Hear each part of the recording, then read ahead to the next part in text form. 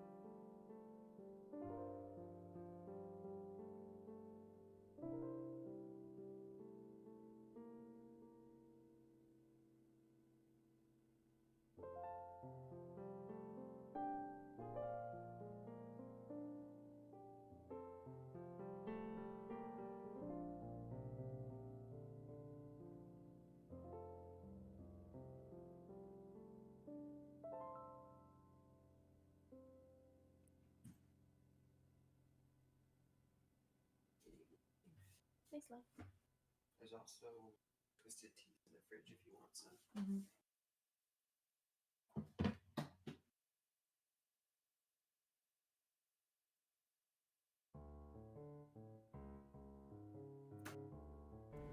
Uh-huh.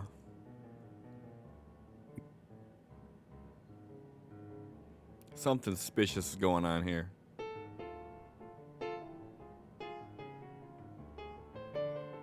Why do you say that? So the two of you jump on at the exact same time.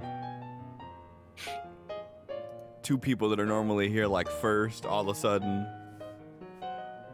7 minutes later than normal, jumping on together. Yep. Totally suspicious. Gonna happen. Something strange is happening. Pan your camera to the left.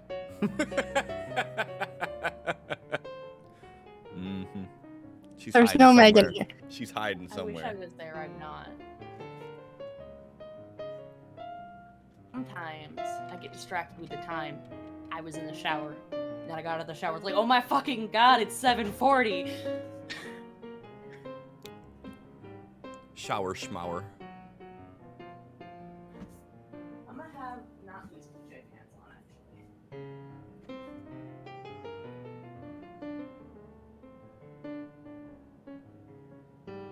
Mm-hmm. She's in the shower and you were late, huh? Mm-hmm.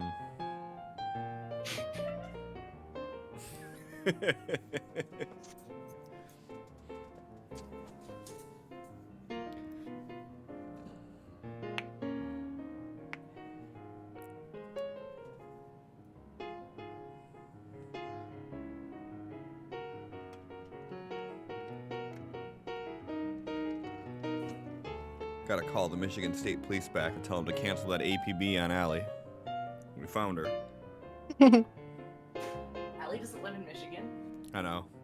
I just wanted them to keep a bolo. Do they still use the term bolo? Or is that old shit? I've never heard that term in my life, so. Be on the lookout. Okay.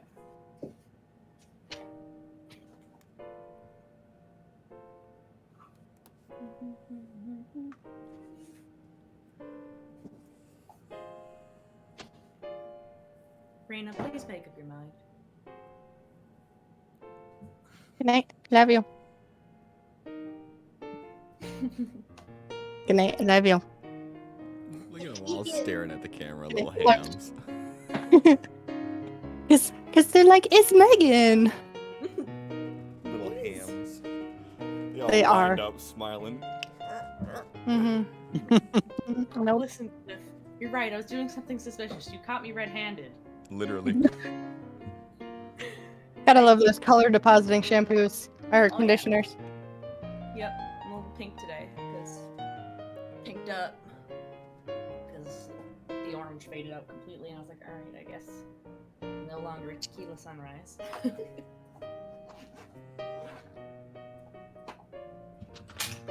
Cliff, I don't think you ever started your timer What timer? on the home screen thing. Huh?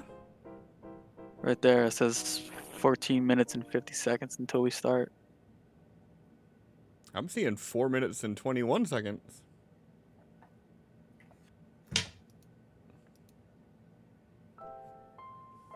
Okay, Heathcliff now sees it's it working too. for me.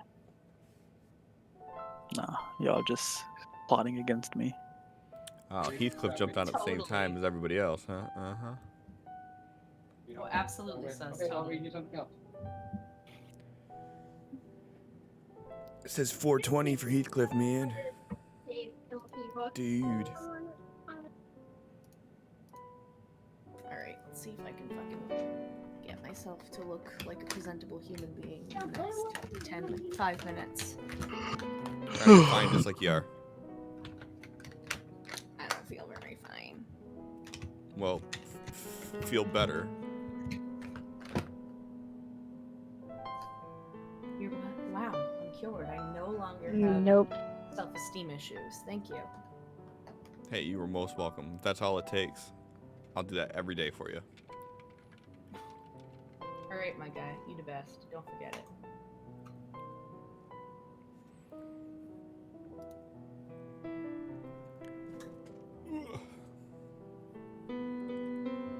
Yet again, gone another week without being able to finish rewatching.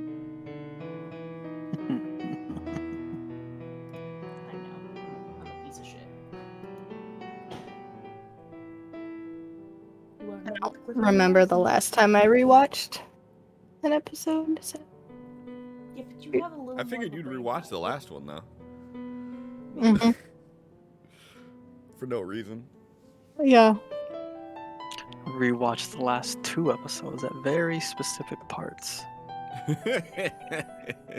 I mean, I watched those parts too.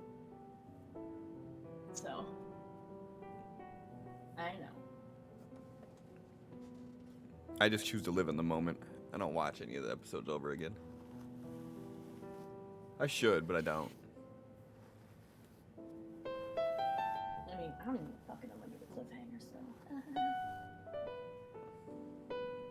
X, come here, look.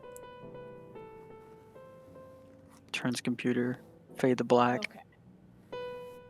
Fade to black. Oh. Shit.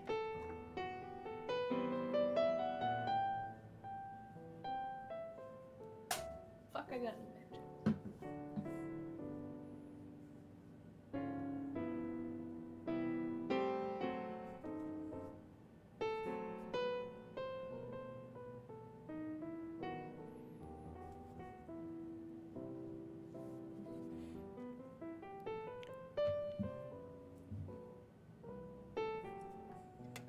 All right, Megan. It's been a couple weekends. Got time to come back and get another Burger Spot burger. Oh, okay. Yeah, it's been one weekend. What you... Sir. Been a couple of days then. So I mean, I don't know about you, but I could eat Burger Spot every weekend. I don't understand what the point of that the was. hang-up would be that it's quite expensive to go to Burger Spot for me. Well, find a new job that's closer, and then you can go more often. Right, and then you can convince Allie to move to Michigan too. Mm-hmm. We'll go live in Kalamazoo together.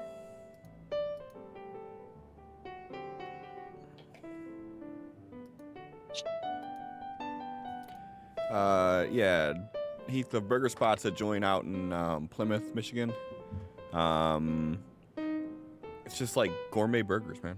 That's all it is. In its simple, elegant form. Just big ass good burgers.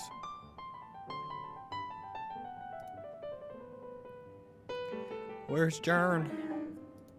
There he is. Look at that. Every fucking time. timing. It's so good. Every time. John with the wrong name again. Damn it, Jonathan. Can I change his nickname? Where's I feel the fun like- in that? I feel like I need to What you change gotta his do is nickname. Next time you spend time with him, just like go into his phone and change his nickname specifically in the lot. Yeah, I don't know why he chooses to change his name like on Discord instead of just setting a nickname for that server. But nah, he wants to go in and do all that craziness.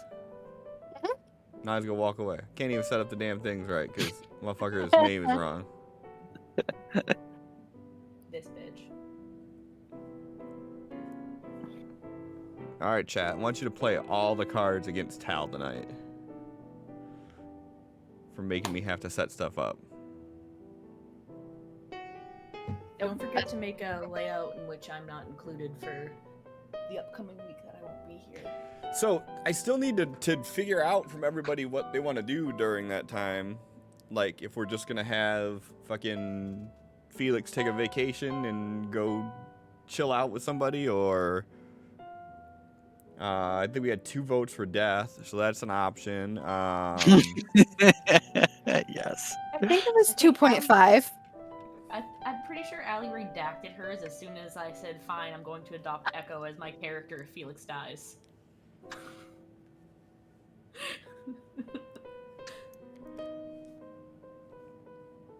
So Forgot yeah. about that. Rude. All right, how jacked up is this gonna be if we go into live mode right now? I would be Sophie. Megan would be the GM. Allie would be X. And Sin would be Tal. So nobody's correct. Felix's seat is currently vacant.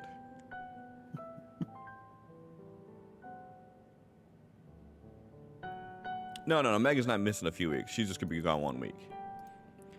But Going with the current climate of the campaign, do we want to have a week without Megan present for Felix? Because it's going to be really hard to come up with a good scenario in which Felix isn't part of the group.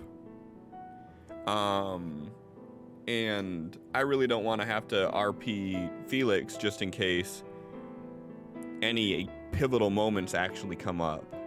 I don't want to have to make that choice for Megan.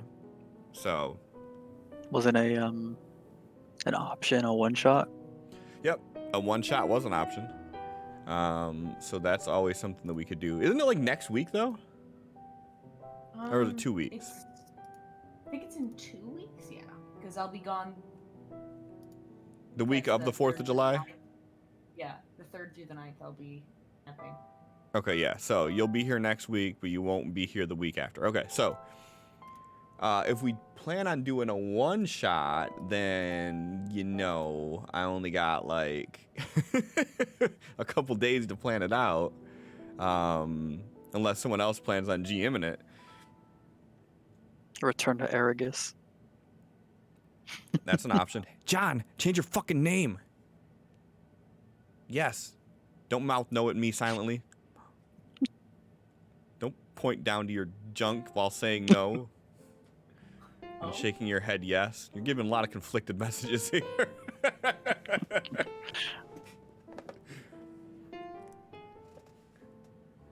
Allie looked like she just went and put on a blazer.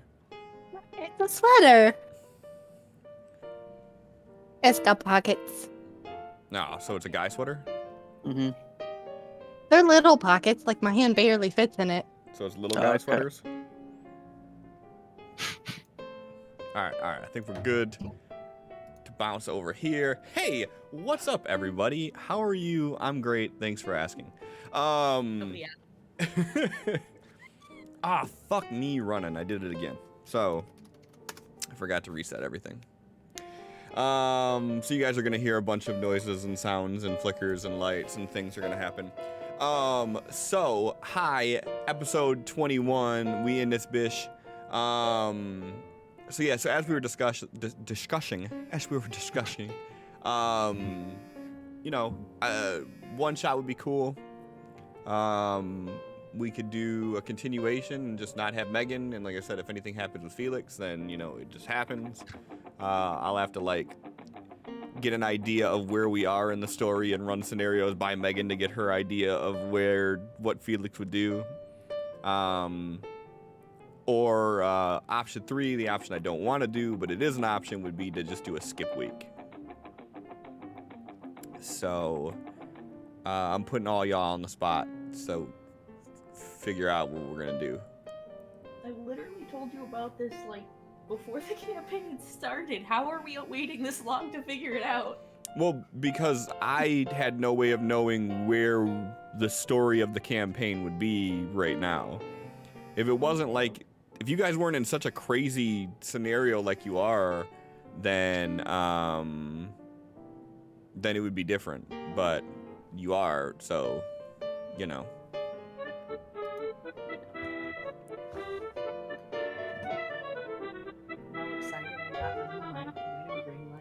Yeah, I see I need to reset that, but for some reason,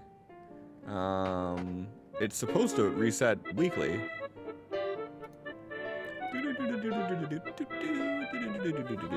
Boop.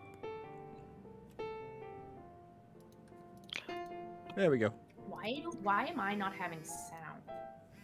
I was inside of Sirenscape before I opened Sirenscape at 5 p.m. I don't know. The piano's really quiet right now.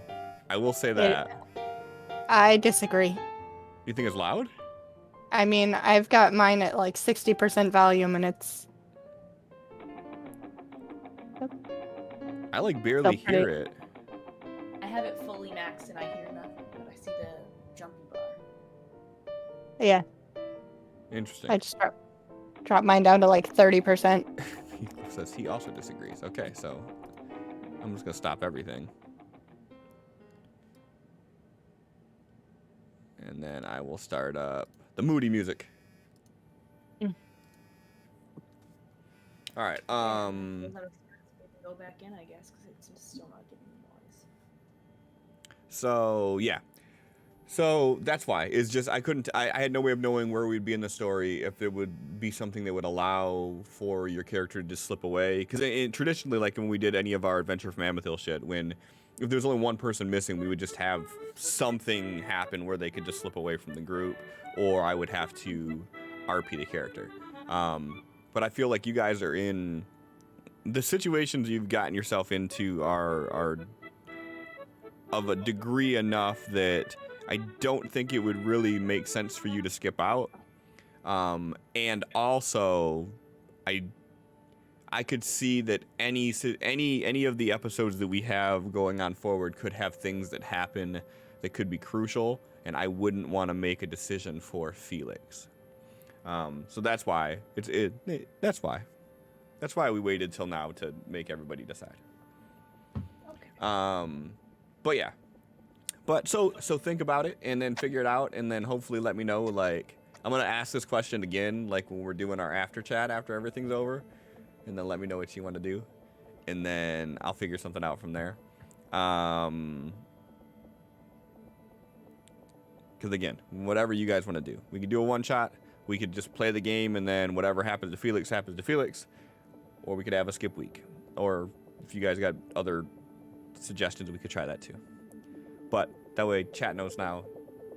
Put you guys on the spot afterwards. We'll figure it out, and then that way I'll be able to figure what we're doing. So yeah. So on that note, who'll be doing that recap?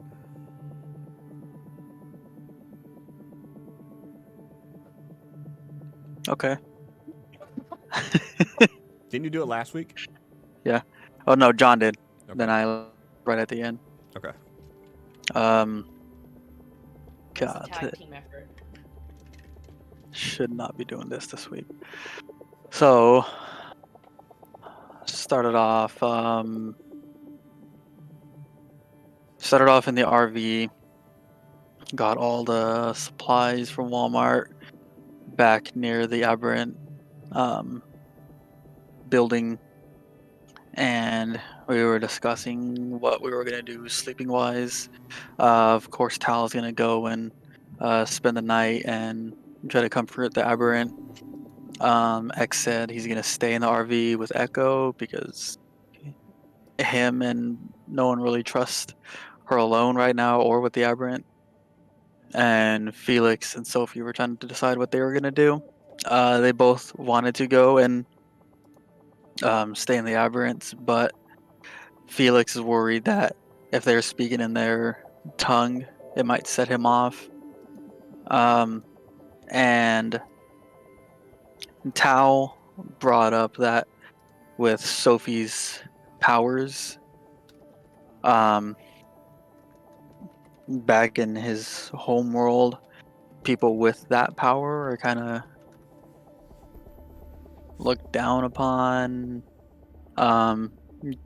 found when they were young, and dealt with either by killing them or putting an aberrant suppression collar around them. So it would probably be a good idea that Sophie doesn't go in case her essence starts going off. Okay, and with that, I like to add that right there, Tal said what both people's powers were. That was one thing Tal shared. So, just throwing that out there. I feel like there's a lot of finger pointing right now. No, I'm not pointing I any see what you're fingers. doing. Not I pointing see any what you're fingers. doing.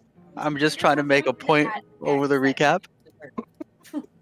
So, Tao goes, stays there. The rest of the group stays in the RV. Talks for a while. Sleeps. The next morning, Echo and X are kind of feeling like shit.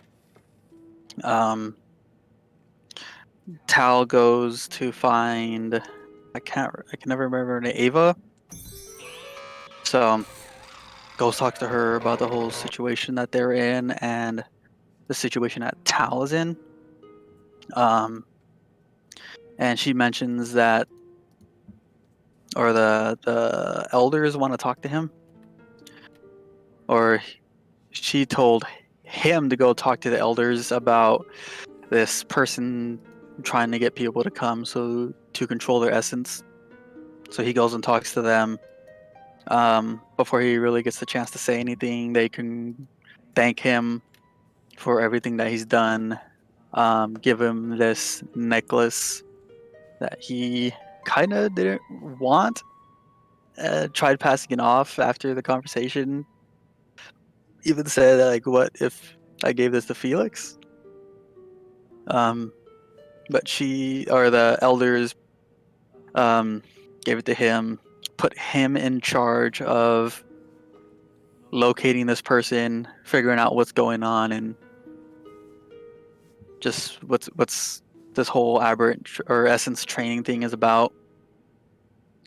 Tal leaves there, talks to Ava a little bit again, mentions the whole Rushkov issue. She volunteers to go and kill the guy. I think Tao shut that idea down. Maybe if we get like a bunch of the battle trained aberrant, then we could go and do it easy. But yeah. While that's going on, everyone's in the RV, waking up, making breakfast. Then right here is where Felix started mentioning a bunch of stuff to Echo. So I don't remember the exact details because my head's a fucking wreck right now. But he mentioned X did mention the riot and that he called it in. And she was like, "Oh yeah, there's a cop that got decapitated," and X had to stop Felix from explaining that.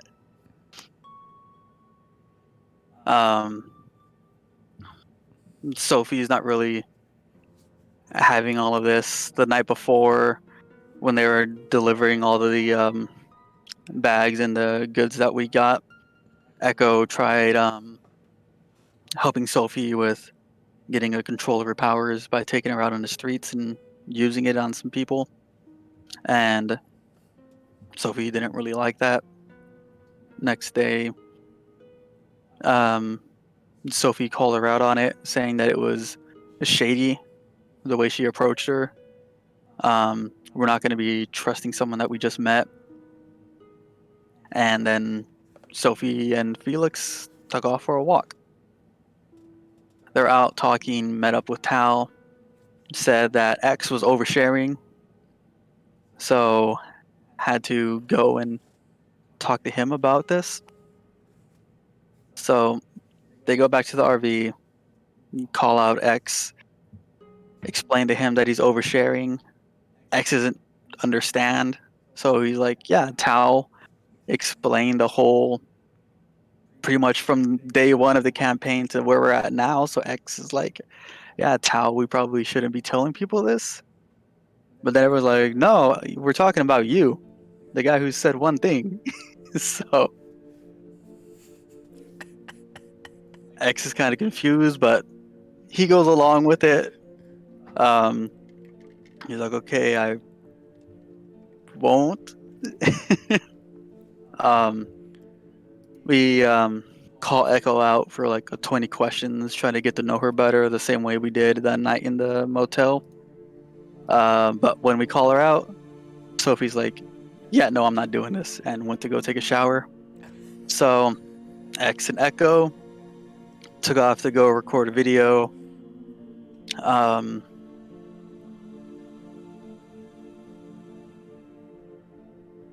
Someone else take over. My head hurts. I got what I needed to say out. I'm offended by honors. Megan, you gotta move your mic closer. Yeah. John, the second I- shot is fucking me up. That's fine. I was really trying to mess with it earlier, talking. But the different thing is that I felt if it was this close when I was talking as Felix, it's just too loud. So is this okay, or is that too loud? Yeah, you could I- probably move it closer if you wanted to. Yeah. Oh, all right, so that's fine. Yep. Great. Good, I was worried.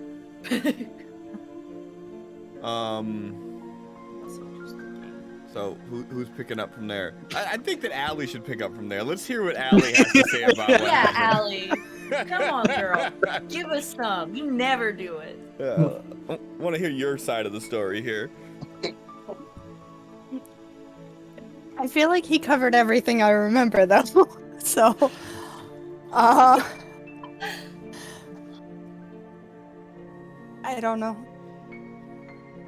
So he's doing the video on the roof with Echo, with the beautiful blue sunset in the background, asking for donations of food and supplies for the needy. Doesn't specifically mention Aberrant, if I remember correctly. Yep. Video happens. He says, send an email to this email address. We'll get back to you. And if we get back to you, then we'll be able to use your help. Please await a response. Video's over. They are all wrapping up and heading back down. And Echo's just like, so, that was fucking weird to X about the whole call her out for questions and the no questions thing. She's trying to figure out what the conversation was before that they were having. The whole group was having. And it was... X was just like, yeah, they're just not sure yet. I'm trying my best to remember too. Get back down to the group. Sophie had like showered and not really done too much during this hour-long video sort of deal.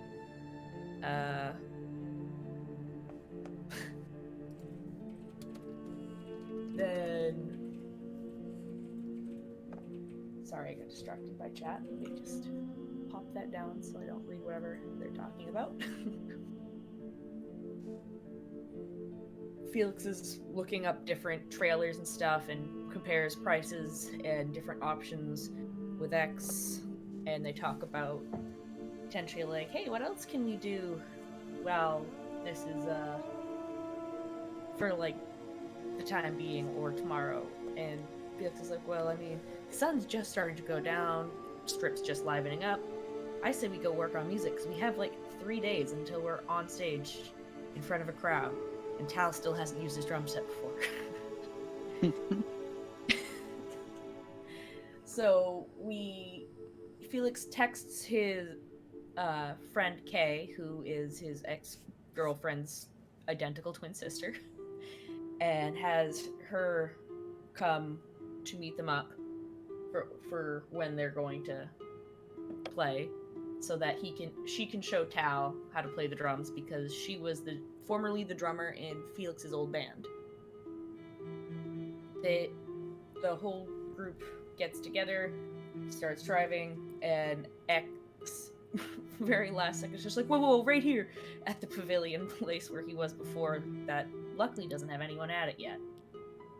Felix manages to pull over just fine, everybody gets out and starts setting things up, and Felix and Echo drive a bit away into a parking spot so the RV is not in the middle of nowhere in the way. Just before Felix gets off of the RV to head back with the others, he says to Echo, like, you're more than welcome to come watch us play, or you can stay in the RV. She decides she'd like to stay in the RV and look at the emails and such. Felix jogs back to the pavilion where X is setting everything up, very meticulously lining up, like, this is where the bass is gonna go. This is where this is going. And the others are just working on setting up their individual things. Shortly there, after Felix gets there, Tal is testing out his drum set, just drumming away, and I'm trying to remember. Then Kay shows up and is like, yo, you didn't tell me he was this bad. And she gives him some pointers. X tries to use the essence to light up the drums like it's fucking Guitar Hero or some shit to help Tal out.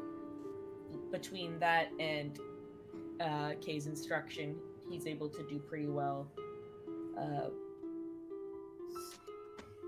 we decided to do covers, I believe.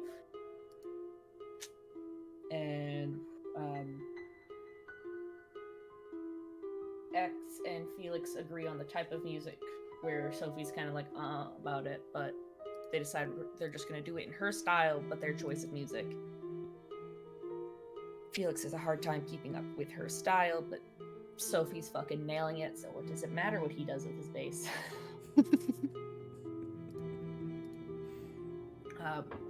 Crowds gather more and more. X is doing pretty cool things with his essence, like making every time the kick drum hits, almost like a visual of every person in the crowd like echoing back off of themselves, which is pretty nifty. Cool pink flames in the sky, shit like that. Everything seems to be going really, really well, and everybody's loving it. And then there's a bunch of black SUV van things that are showing up, and they bunch of suited men coming out and slowly coming over. But this is about a half hour into us playing. X kind of signals like, got it. Felix slows it down, looks desperately at Sophie like, you have to say something to the crowd. Sophie freezes and panics, so Felix just grabs the mic from her, is like, yo, that's all the time we have for today, folks. See you Saturday at that casino. Good night. And they start trying to wrap up quickly as possible as these men in suits slowly encircle and enclose. They eventually call up to us and start asking us questions. We discover that there is an Essence ban in Los Angeles as of 2 days prior. Las Vegas. Las Vegas, wow, you're right. There's probably one in Los Angeles too right now, but there's definitely one in Las Vegas.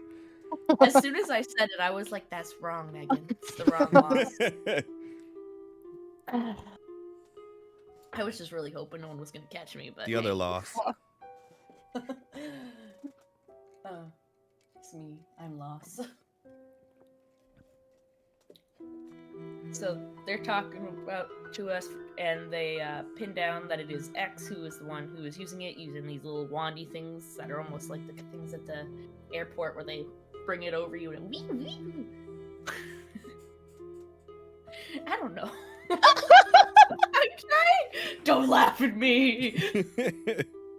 You're adorable. I love you. Thanks. They're shooing away the crowd while they're asking us questions and all that. They end up slapping X with a hefty ticket for using Essence in public, which is apparently a big no-no now. And they also put him on a watchdog list. Watchdog list, right? That's what I'm missing. Everything's all wrapped up for the most part. While those guys were talking to us, Tal had mind linked us so we could all communicate easier. And there were some questions thrown back and forth while we were in our heads while we were talking with them. I don't quite remember what. I just remember there was mind link involved. Everything's all wrapped up. Kay's sending a text to Felix like, yo, you good? Y'all okay over there? Felix is like, yeah, everything's fine. She says, good, you owe me a drink later. And, after everything's all wrapped up, Felix jogs back to grab the RV, where he finds Echo, just laying on her back on the floor, tossing a softball up in the air and catching it like, yo, did you know that X is, really famous? And Felix is like, yeah. Yeah, he is. So they have a brief heart-to-heart, and turns out they have quite a bit in common, including a love for the baseball/softball world and shitty parents who make a good amount of money who they don't have good relationships with and have rejected and kind of run away from.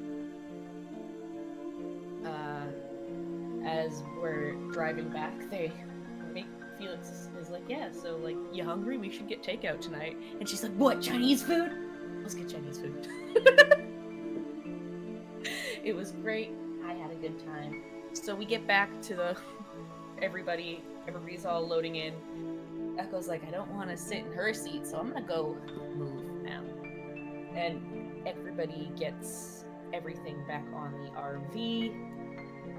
Echo's like, yo, there's like, we made that video 2 hours ago, and do you see all these goddamn emails?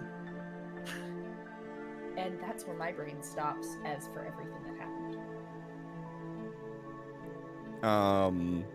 For the most part, that's spot on. The only thing that I would add with it is when X and Echo finished making their video and they got back on the bus, when X and Felix were talking about trailers, Echo went to talk to Tal about his home, which he seemed to light up a little bit about that. And then the ending was essentially everybody talking about what they wanted to do. X suggested doing something like going to a movie. And Tal was kind of like, is that like a play? And he's like, yeah, kinda. And while they were having this discussion, Echo calls out to X and was like, hey, come look at this. And then as he comes over there, she spins the laptop and shows him something on the screen. And then that's where we cut that off. A little cliffhanger thing that we do here. So yeah. Right about her turning on the fucking laptop. It just wasn't what I thought it was. What's like, that? She showed I was like, oh, so I was right about her turning around the laptop, but then, okay, so the emails were when Felix first got there, and she was like, no, he's famous, yo. Look at this. Got it. Yep. And then at the very end, she calls out kind of a concerned voice to X and says, you got to look at this. And then shows the laptop to him and whoever else was there. So yeah, so that's where we left it off. Few little things before we get started. I think we're to the point now that we can fully unveil the updated characters, seeing as how we have all the tokens and portraits in Fantasy Ground. It's time to put them live so you can see all of the awesome artwork that Sin did. He's just calling this the 1.5. These aren't character portraits 2.0. These are the 1.5s. So yeah, so you're seeing them pop up on the screen one at a time because I don't have a fancy way of having them all preloaded without taking up twice the resources, and I'm not gonna do that. Everybody but me, I didn't get an updated portrait. It's cool though.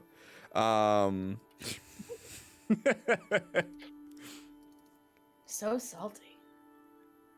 I feel like I need a big floppy hat now. You do. So we got that, and then quick things to go over as usual. The little poker chips in the top left-hand corner of all the player frames are the bennies that allows them to re-roll the rolls, soak damage, or insert things into the scene. The 3 dots above the players' heads, those are the wound trackers. If any of them are red, that means they have a wound. Nobody has a wound currently. The little card on the right side of their portraits are the adventure cards, which allow them to do special things. If there is a number listed there, that's how many they can still play. If you do anything to give them an additional adventure card, if it doesn't say they get to play an additional one and they are at 0, then don't do that because they won't be able to use it. But adventure cards allow them to do crazy things like completely negate damage, heal wounds instantly, have villains monologue, have a cavalry come in to help either the bad guys or them. I don't know why anybody would play the one to help the bad guys, but you know, hey, sometimes you just want to spice it up a little bit.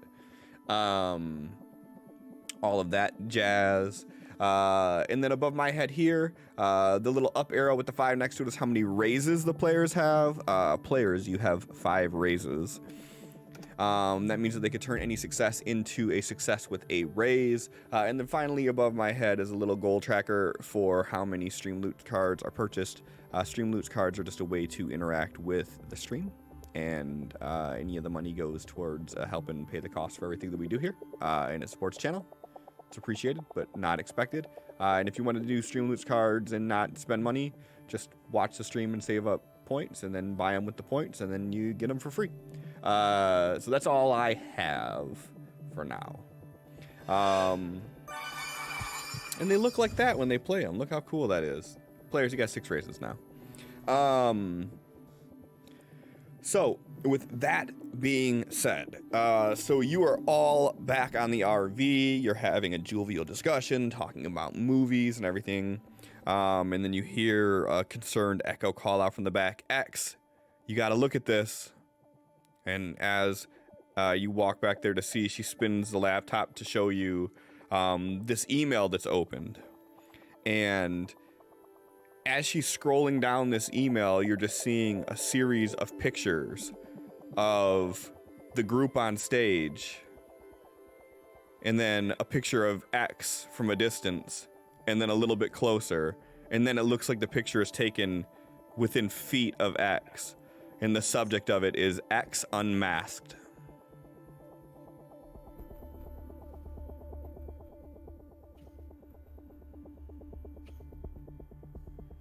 X like just looks at it for a while, then scrolls away from that one and starts scrolling to see how many emails Echo's gone through at this point. Oh, hundreds. He's gonna close the laptop and he's like, you could probably use a break. Let me deal with this. She's like, all right, you good? Yeah. No immediate concern. Maybe. And he like tosses the laptop on his bed. She's like, all right, so when we going to get that takeout? It's up to the driver. And Lex will like peek out and look at Felix. I'm sorry. Food. Is food ever a no for me? He just gestures and like gets behind the wheel. Where are we going? Anybody know like what's the best Chinese food in the area? He's like all excited now. She's like, oh.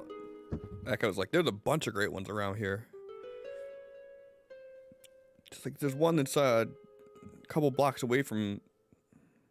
It's not far from here. But they have really good food. Well, I say we do it. You know how to get there from here? Yep, she gives you directions on how to get there. Not very well, though. Nope, extremely poorly.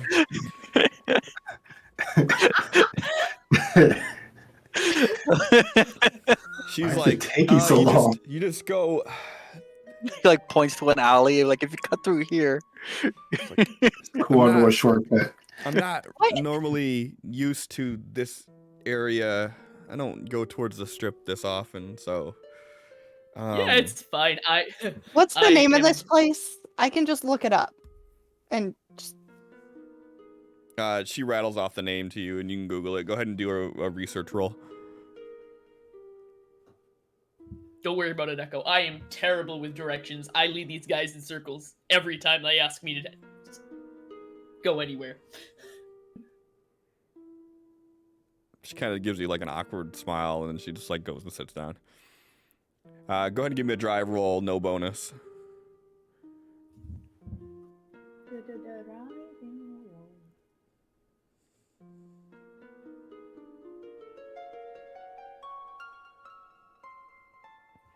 All right. So you guys take off from the strip area, make it through all the crazy traffic to an area that was down back by where you first encountered Echo X. And there's this little like blink and you'll miss it hole in the wall Chinese restaurant that just looks like nothing from the outside. And she's like, that's it right there. That's the best place in town. Promise you.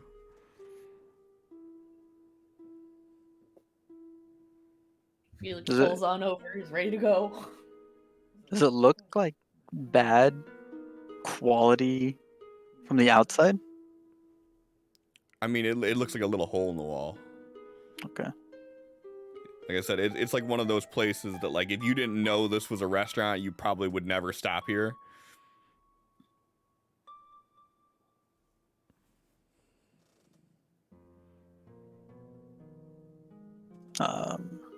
While Felix is pulling around, can I do a research roll to see if I can find those same pictures anywhere on the internet, or if they're just strictly? How do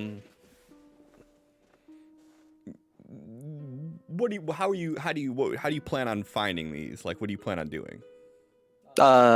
Just Googling images or searching like X on seeing if anything recent has been posted. Sure. Go ahead and do a research roll. You can just do it flat.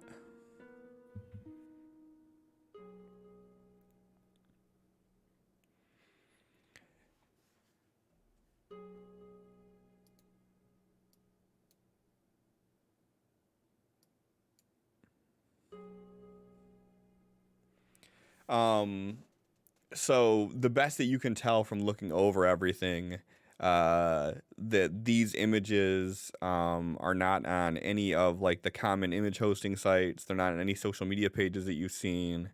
They look like they were just emailed, like someone took them with their phone and then emailed them directly to you.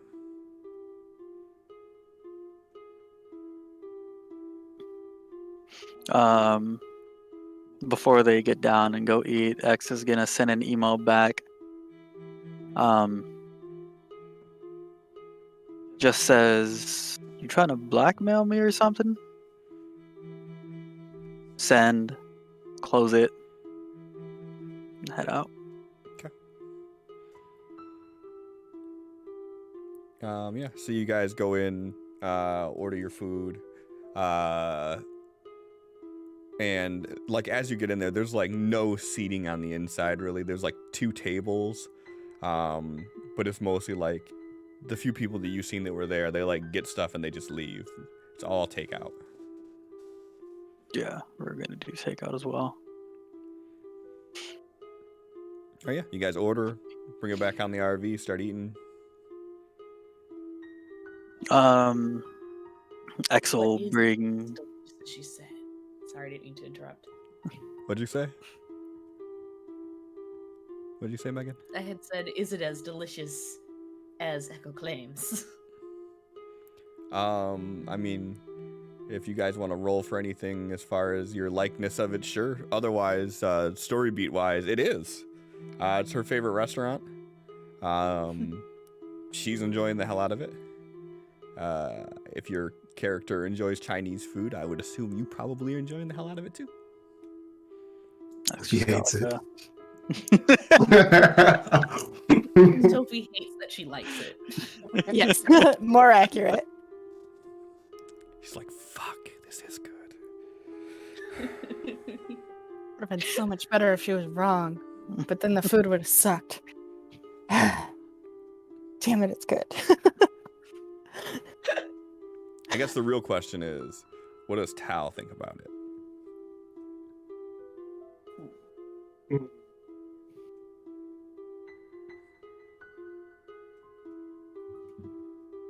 It ain't no McDonald's. Right, it's not no McDonald's. But...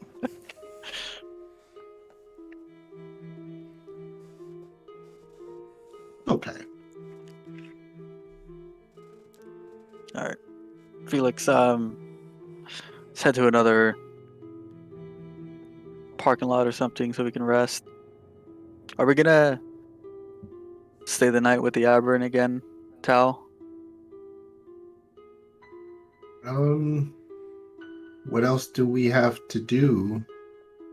We still technically have a night at the RV park. We may have some people ready to go and take care of our little Reshkov issue.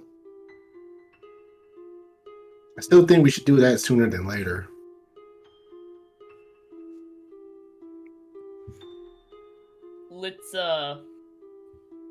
let's talk about that later.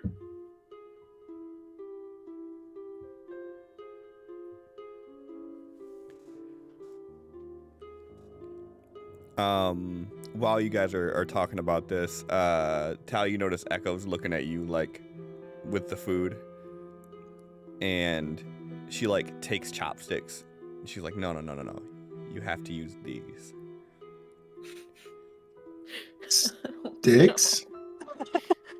She's like, I have watch, to watch, drum watch. it. And she's like, she takes them and she picks up one of the chunks of chicken that she has, and then she's like just moving it around. She's like, use it like this, and she pops it in her mouth, and then she's like, grab yours, hold it like this. And as she's doing this, you see her eyes glow gold. Go ahead and give me a performance roll with a +1.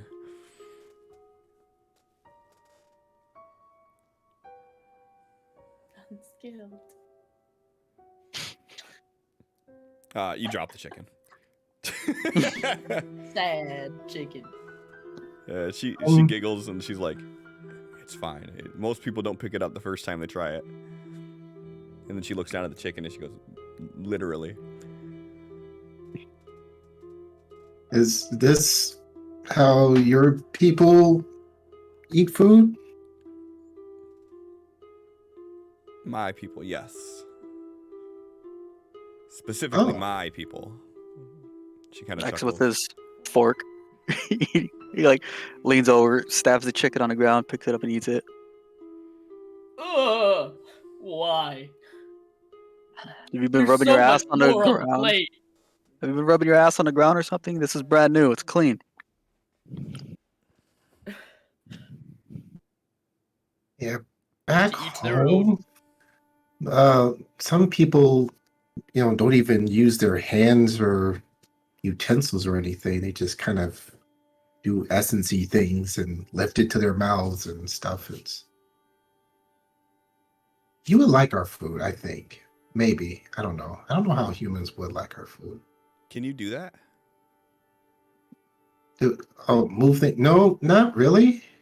Not yet. I haven't practiced. I probably should look into that. I'm endlessly fascinated with it.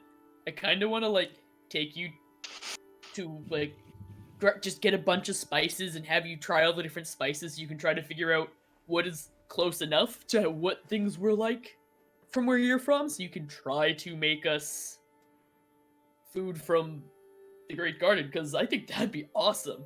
I know it would be the same, but something close would be really cool. Yeah, this chicken, I think you called it, it tastes like a lot of things back home, strangely. Don't know why. Well, Fits in with the common joke that everything tastes like chicken. Oh. interesting. Oh, maybe Miss Echo, once hopefully we fix this whole problem where we can get back to the side, you can maybe try some of our food.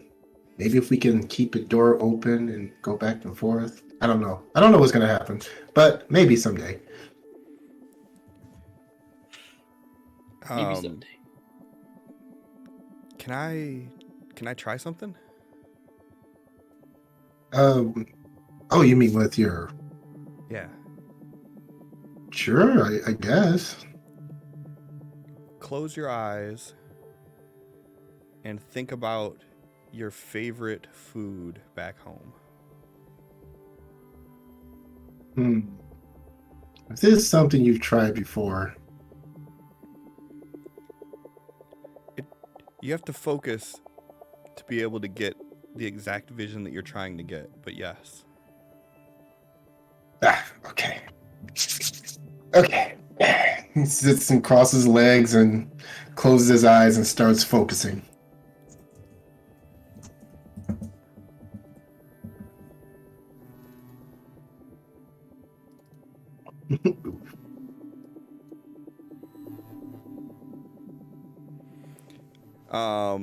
And as he does this, you see Echo's eyes glow gold again as she puts 2 fingers on Tal's shoulder. And as she does, you see in front of him where his Chinese food was at, like this shimmer of light for a moment, and then describe what everybody sees. You're just seeing different platters laid out. One looks like just like a pile of lettuce, except for it's blue. And there's something over here that looks kind of like beef, but it's like a weird shade of orange. It's like all these things like that you see look kind of similar to something that you have on Earth, except for like there's always something a little different. Like maybe it's the color, maybe it looks like the texture's a little off. It's something. But aside from that, it's nothing strange like tentacles coming out of anything or anything weird. And Tal, as you open your eyes, you see this all in front of you.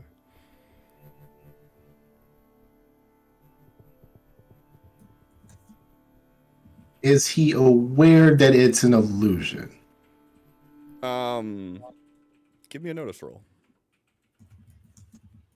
Would it be notice or would it be like his spell casting, knowing that this is a part of it? Well, I mean, you know she's casting a spell. To the extent of, did she just let you manifest it on the table, or is it just a vision of it? I mean, you. That'll be notice. I would say notice. All right. Yeah. So I mean, as you look at it, and you kind of get this like, this wave of nostalgia that rushes over you. You can see, as you look closely at it, you could see the slight shimmer of the image, where you could tell that this is an illusion spell, a good illusion spell, but an illusion spell nonetheless.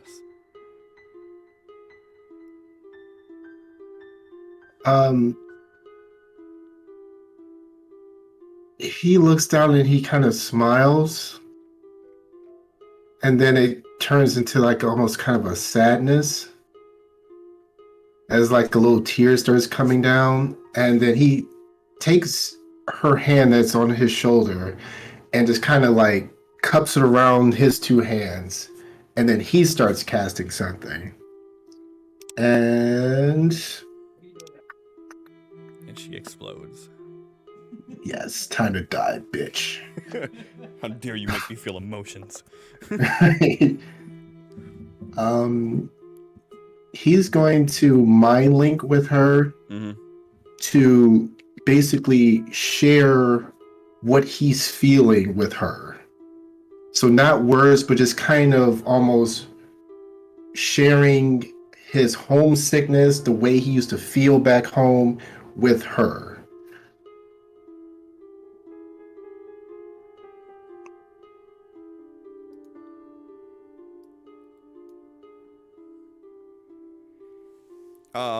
And you see her expression change. Well, anybody who's looking at her would see her expression change, and her eyes get sorrow felt, and you see her eyes tear up a little bit, and she said, she says out loud, I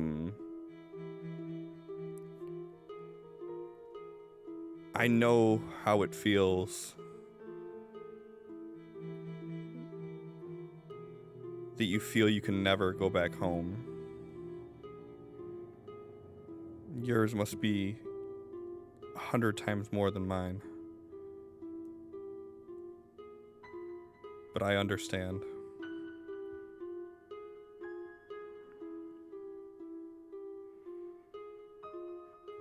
You just have to stay positive that someday I'll be back there again.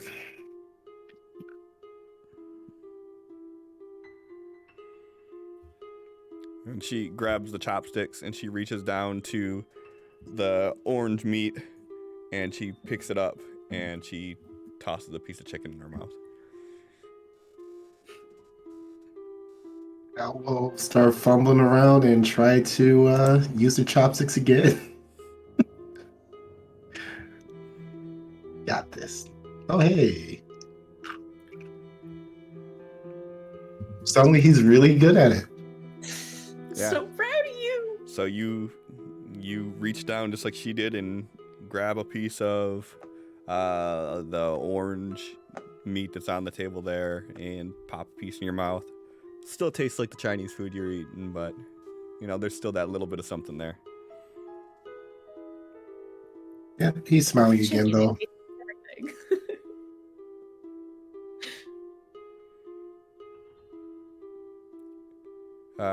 And she looks over at X and she goes, "This is kind of what I did when we first met." Yeah. I figured. He's like still stabbing us with his fork.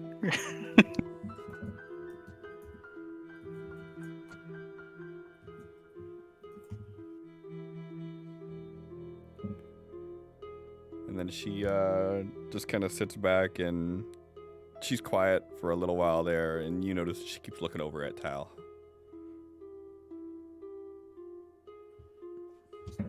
He's not really paying attention. He's just like enjoying the fact that he's figured out chopsticks.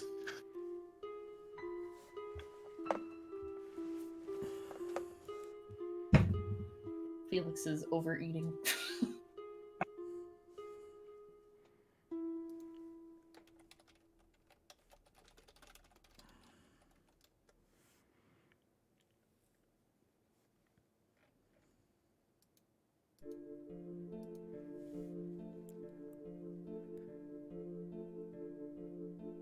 We go into the RV park, the garage, back to the Aberrant.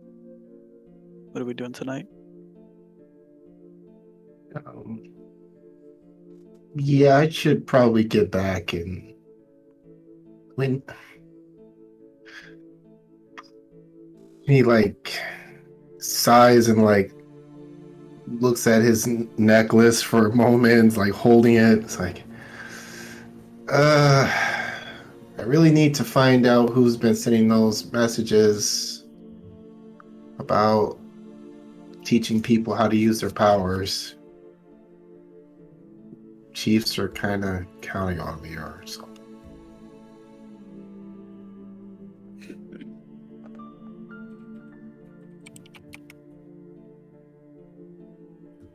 So, like, if none of you know how to find out who's sending this, maybe we should call up one of the computer people.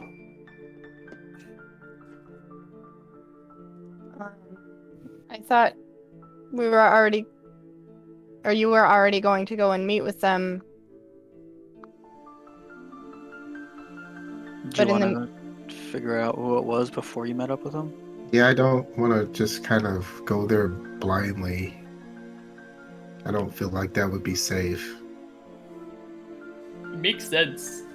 yeah, we could go back to the RV park, hook things up so there's, oh, water, electricity, all that, not just being depleted from the RV, and we can look at the list of names again and get with Lynn.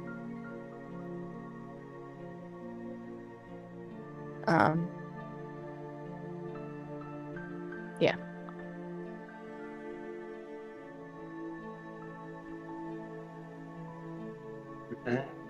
But what more do we need from Miss Lynn?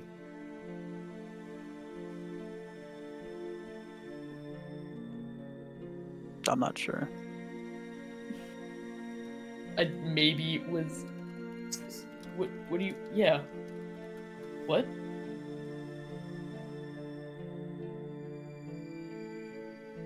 Why do we need to talk to Lynn, Soph?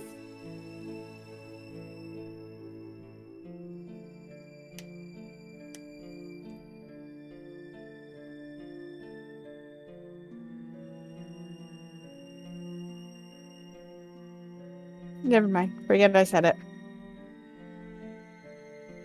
If we need to talk Alright. to her, then we should.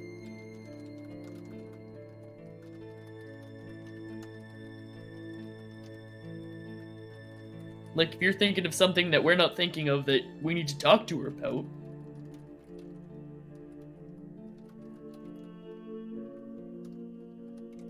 The four of us may need to talk to her about something. Right, Yes. right. Okay. Echo chuckles and says, "That's my cue." And she grabs another bite of food, throws her chopsticks in the box, closes it up, hops up, and walks back into X's room and shuts the door.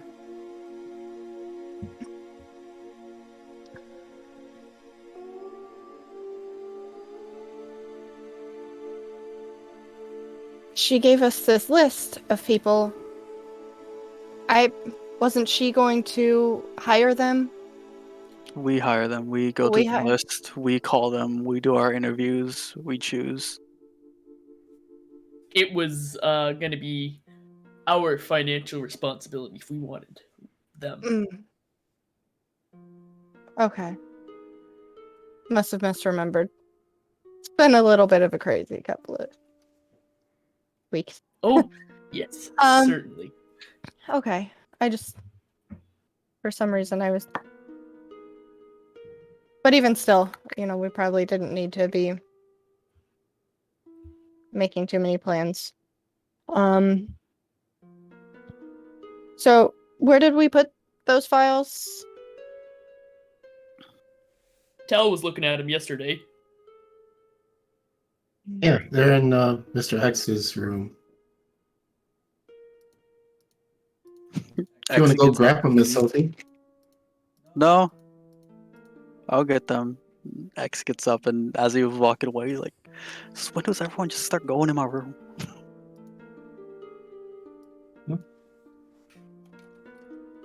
Comfy in there, lots of space. I mean, technically, him being out here is in our room.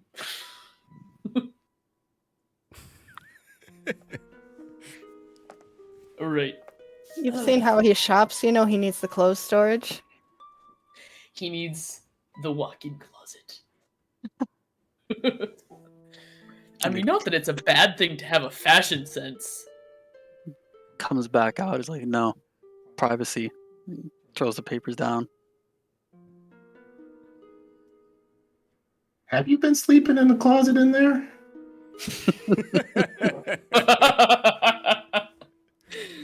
Oh, Tal.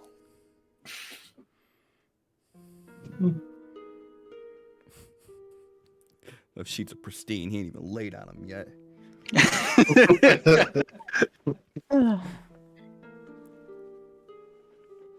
It was really nice to see your smile when you were looking at the food from your home, Tal. It's nice to see you reminiscing. Yeah. Yeah. That's okay. And here's not so bad. I mean, certainly not as exciting back home, at least not where I lived, than it is here. It's like there's things happening here all the time. I don't know how you guys could stand it. Definitely enjoy a little less excitement every once in a while. Yeah. But, as far as being forced into a different dimension or whatever goes, I'm glad of all the places on Earth you landed where we got to meet you. Me too. Can you imagine if I ended up like on another planet with like an atmosphere that we couldn't survive in? Like, oh boy, that'd be a short trip. That'd have been a short trip, yeah. Or, I wonder if anybody appeared over oceans. That definitely is a bad time. I mean, that is a high probability. Most of your planet is water too, right? Yes, 70%? Or is that the human body? might be misremembering facts that are supposed to be common knowledge. Yeah. And our land masses don't exactly line up, so yeah, it's possible. Both sides, somebody could just went bloop bloop. Yeah. I mean, we technically don't even have proof that our people went to your plane. No. Think of We all don't. the security breaches. Ooh, yeah. Max is like sorting through the papers. Like honestly, the worst thing that happened to you was probably meeting us.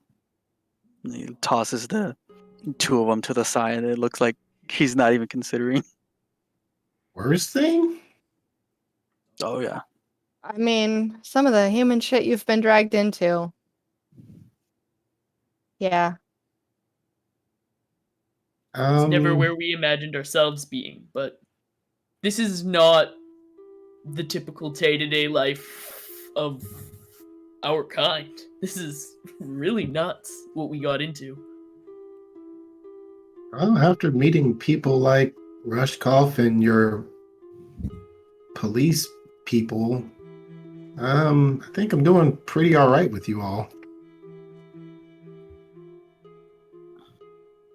Rather be with you than, police or mob bosses.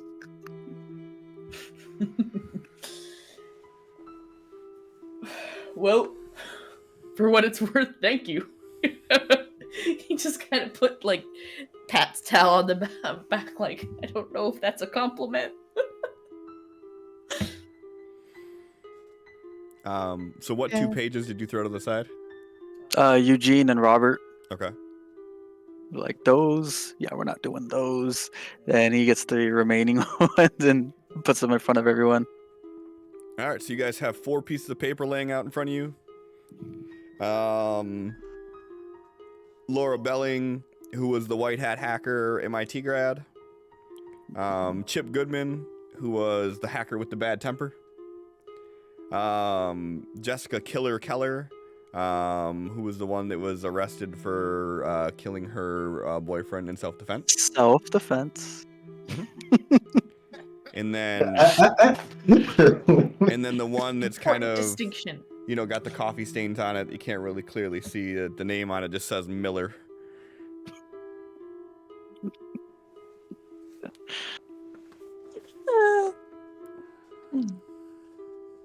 X grabs Charles, pulls it closer to him. He's like, all right, I'm calling this guy in for an interview tomorrow. If you guys want to choose other ones,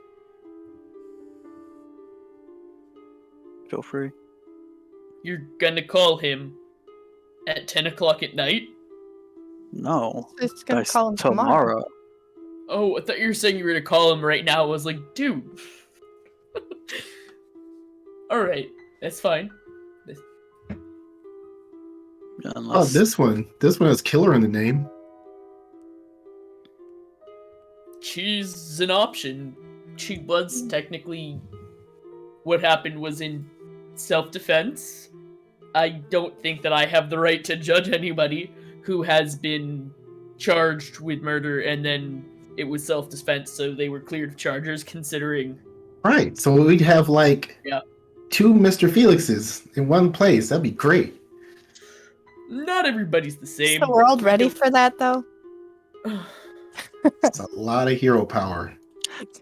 I didn't go for Laura or coffee. Jessica just because they're both girls. You got a problem with That's them being kind of girls? sexist. Yeah, I have a problem with them being girls. Why? He looks over at Felix. Why are you like this? I was gonna ask you the same thing.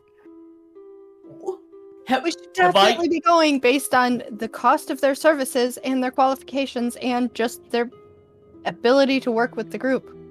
Right. Alright, so what you And he, seem to be getting holds up wrong is Charles' keep thinking. papers. Yeah, he's great. He did a lot of good things when he was young and all that. And No, he although he didn't. got caught, he hasn't been caught since. Yeah, no. Well, I'm saying it was cool that he hacked the Jumbotron things. But, sure, he was caught, but he was only 17. He's had plenty of time to improve on then, hasn't been caught with anything since then. and he can rough people up. So yeah, sure, it's great. He can, play both sides of that coin that we need. But I just don't think it's fair to rule out those people because they're females. You seem to think that I'm this crazed horn dog. Correct. Yeah, I don't understand that thought process. Miss Echo is a girl. Yeah, and have I made any form of advancement on her? No. No, yeah.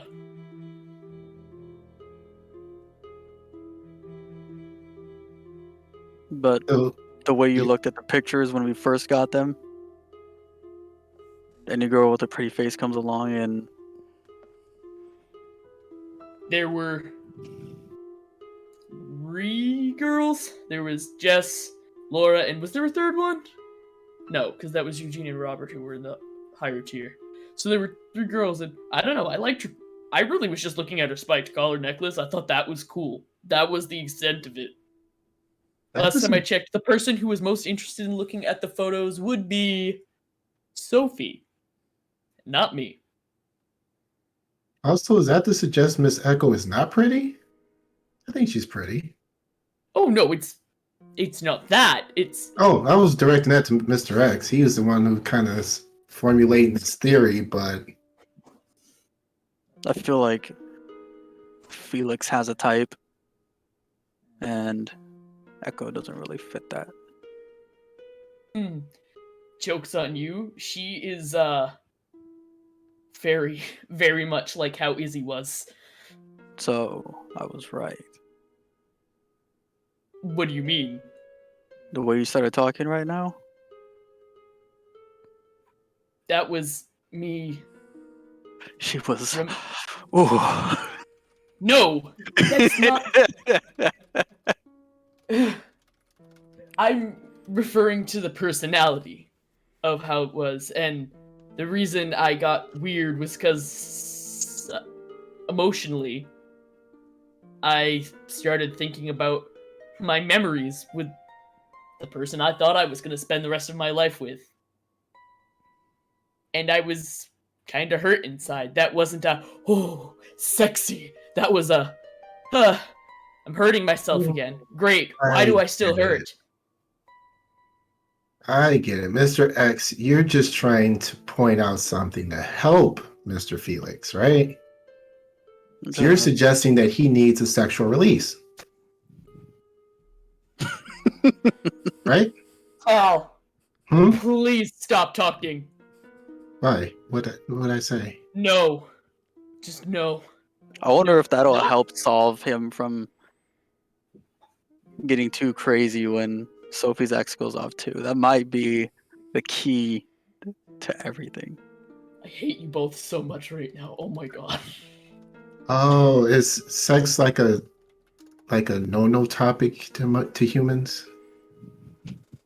It's not like no, it's just not exactly the most comfortable thing to talk about like that. Why? Does Extra. everybody not do it here, or Some people don't. you're not By one of their- those by their people, choice. Mr. Felix? Oh, I get it. X just has the No. biggest smile right now. No, Tal. I have sex sometimes. Yes. No, it's Has it been a a very while? private matter. I'm not Oh. answering your question. Okay. Okay. You're uncomfortable with. Okay, that's all right. We can have like guy talk later when Miss Sophie isn't around. I got you. Yeah, sure. Mhm. Yep.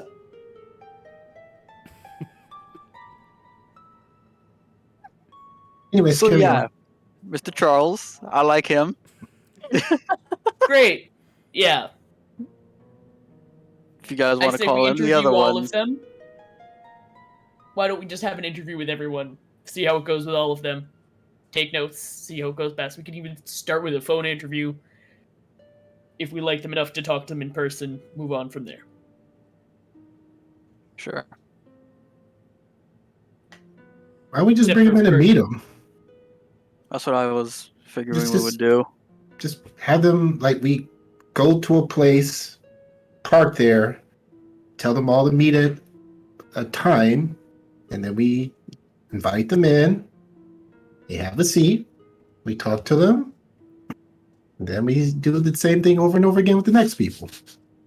Yeah, I that's- just figured we could talk to them a little bit on the phone first, and if it doesn't seem like the right fit when we're on the phone, why even invite them to meet up? because we're not trying to be friends with them. We're trying to get them to do a job. Doesn't matter how well we talk with them. Don't understand. We don't have the super secret phones from Miss Lynn Chapel yet, so shouldn't we, like, not do things over the phone? You're right. Perhaps we should just we could call. That's what we can call in about tomorrow. We can ask her about the phones and IDs and where we're at with that.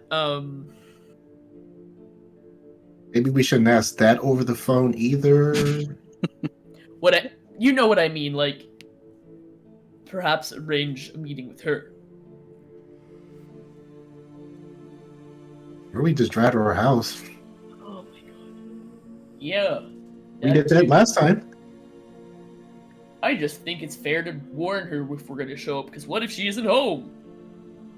She said she doesn't leave her house. Okay, but what I if she don't doesn't know. want I'm just people trying to over? be polite. X just looks confused at this point.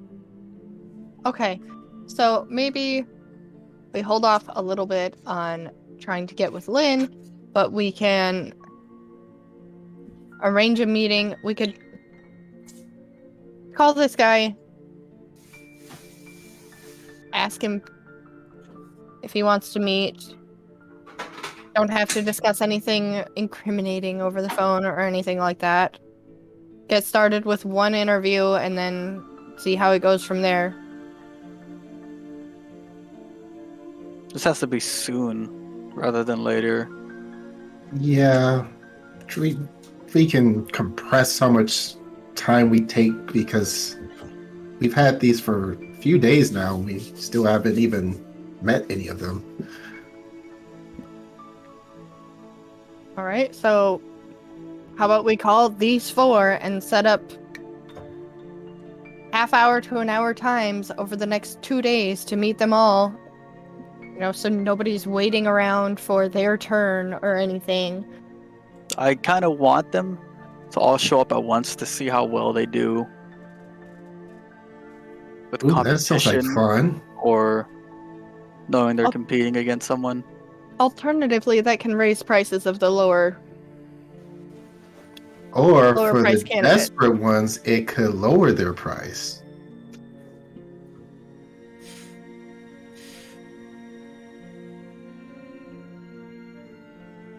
So tomorrow morning, I'll give them a call. Okay. Grabs them all four, I guess. Then maybe set up an interview for later on that day or the next day. Fridays. It's gonna be rough to fit them in on Friday.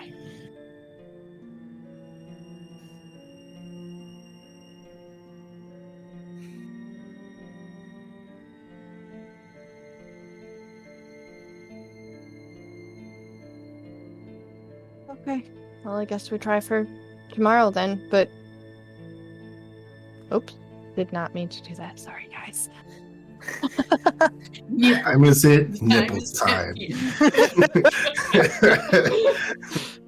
I was trying to make sure I didn't have the stupid thing scrolled in Fantasy Grounds, and I do that all the time.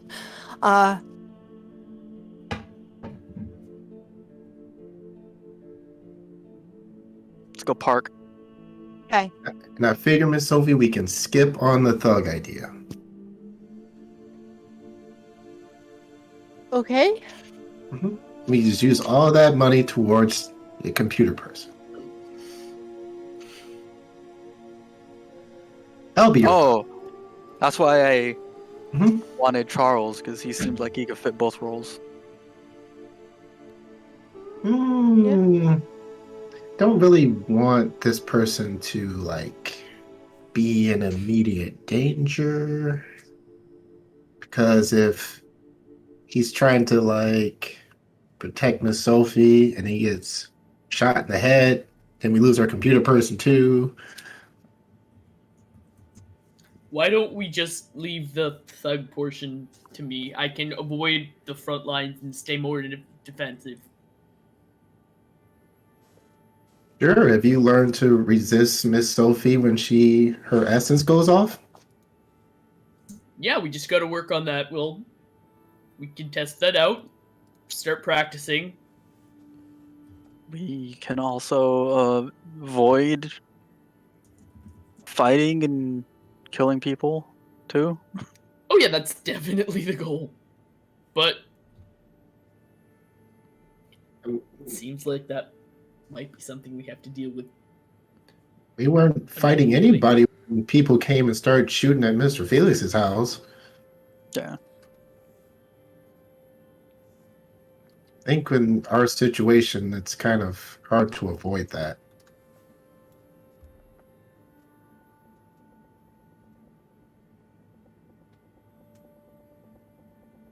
All right then, and X will slide them all into his duffel bag and get up.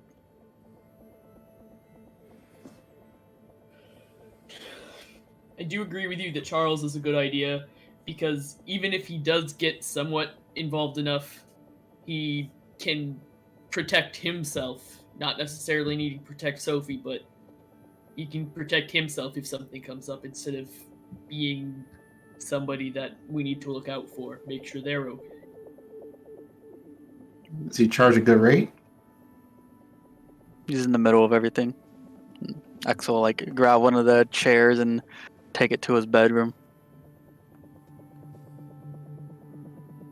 That works.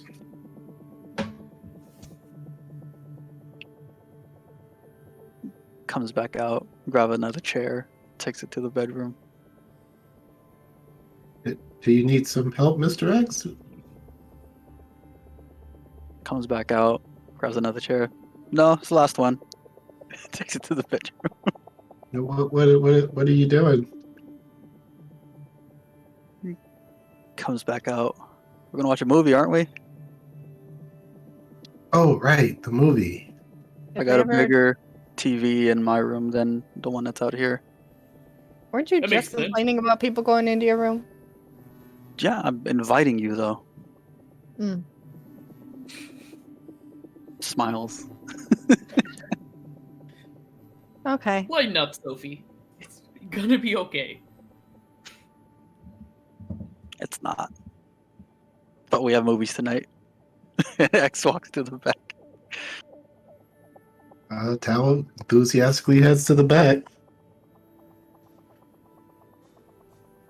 You coming? Yeah. Just a Alright. movie. What could happen? Is Echo still in there? Mm-hmm. Where is she at? Like, is she in one of the chairs that he brought back? Where is she? I mean, she'd have been sitting on the bed before he started Yeah. bringing chairs in. Mm-hmm. X is gonna sit on like the other side of the bed from her. Just like kick off his shoes and lay back and get the remote for the TV. Al walks in, smiles, and then runs and jumps on the bed in between you two, all happy. That's like catch himself. He's like, oh, okay. Sophie will sit in a chair on X's side of the bed. Petty as fuck. I'm just not gonna go and sit right next to her, and it's just been no. Felix shakes his head and just takes a seat. Where'd you sit? Kidding. I think you know exactly where he sat. Right next to Echo. Uh-huh. Absolutely. All right, so what are we watching? What are we No watching? idea. Felix, you seem to be in the movies, and Dex will toss him the remote. Feels like, all right, what kind of movies are we into? What are we watching tonight? Mr. Really X into said movies. something that would make us happy. Comedy. Do something Yeah. lighthearted, happy shit. I don't know. All right. So, Megan doesn't know movies, so I can't actually RP that properly. But I'm not he's going to make pick anybody some- RP watching a movie. No, what I mean is like selecting a movie. I can't be like, yeah, this is a good option because I don't know. I am So he suggested- already he suggested outside my we realm. pick a nice, funny movie. All right, then. Megan, give me a D100. Chris Rock Hold on. stand-up special. Don't remember how to do that, sir. Right click on the D10. Do the percentage. Right.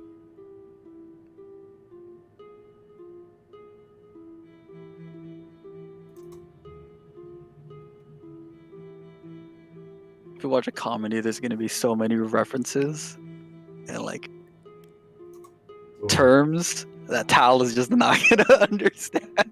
I'm hoping it's Dogma or something just completely off the rails. Wow, you got right in the Show middle this of that, man didn't you? superpowers.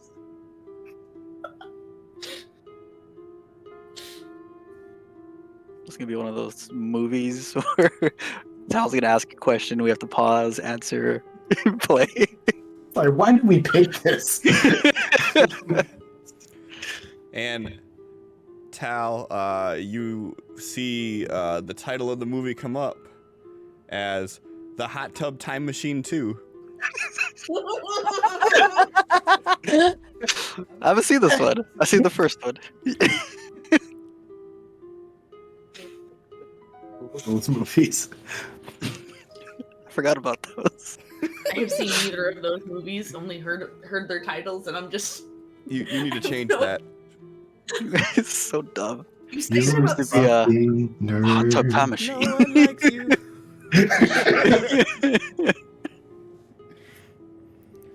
Jeff has quite the array of movies that I need to watch. So now that I'm officially moved in, it's gonna Yay. be a lot of movies. Make sure you put Hot Tub Time Machine and Hot Tub Time Machine 2 on that list. Sure. He has a list of every movie he's ever watched, and it's in the thousands, and it's so stupid. That's a weird thing to keep track of. It was something he did while he was forced to quarantine because of the COVIDs. So he never watched a movie before he got quarantined? No. When he was bored, he decided to make a list to see off the top of his head how many movies he'd seen that he could think of. And then he just ended up like scrolling through lists of movies like online, like what came out in this year, and then just like wrote down like I've seen this one, seen this one, seen this one, like just went through like a nut job. I love him so much. So yeah. So how does Tal react to a movie about a hot tub time machine? He keeps talking in the movies like that doesn't make sound. It's not scientifically correct here or at home or what is happening? Why do they keep Tal. singing to that one guy? What? That's why it's a comedy. It's not supposed to make sense. It's supposed to make you laugh. Okay, well they're failing at that because this makes no sense. Like, what is happening here? It's supposed to be stupid. And that's not how the time-space continuum works at all. Like, how are they affecting time like that? That doesn't even make sense. And then, oh my god. And then the time travel, come on. Like, and they survived it. Al, do Tal, we need to humans pick haven't a learned different time movie? travel. Do we Yes, need to watch pick a different something else? movie. This one's upsetting. Stupid. Go to an animation. What is Lugal? You know what? No, fuck it. We're putting on Shrek.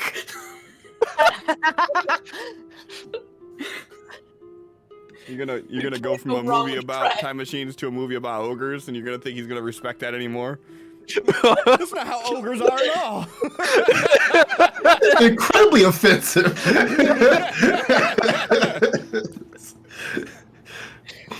I just want to hear a rat. X will take the remote and put it on. I think that Speaking you Tal guys. is so much better. Yeah, but I feel like you guys are getting more of a laugh out of Tal's reaction to the shit you're showing him in the actual movie. No, I'm definitely 100% excited for Tal experiencing Shrek.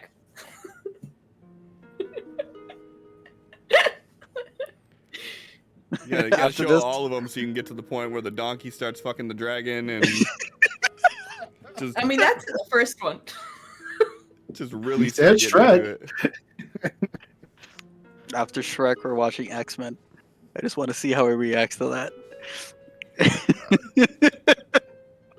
Well, yeah, I definitely thought he'd love a hero movie, but Yeah, I would say he would be super excited to see X-Men. He like every time like Wolverine does something cool, he like shoots a look over at Mr. Felix like And then you get to X-Men 3. I don't like this anymore. The D&D movie. Oh my god. Oh my god, why would you? Tal see Marlon Wayans be like, okay. And then you get about halfway through it and like, no. Can't fuck with this anymore. Fucking Deadpool. Gotta watch White Chicks. Yes, I love my Jews. We like Terry Crews way too much. Shout out to Uncle Terry. After the third movie, X is just gonna be asleep on the bed. He's just out. Felix loves movies. He's just enjoying every second of every movie they're watching.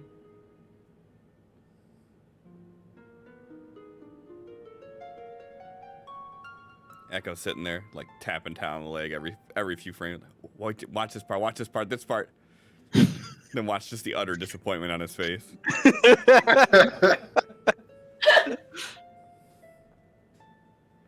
Yeah. But yeah, he stays up and watches stuff as long as there's at least one person up with him. He's gonna be just watching it whether he's confused or, or Rage. not. Yes, that too. Felix is doing his best to answer the questions that Tal has, but he's not good at that, as we know.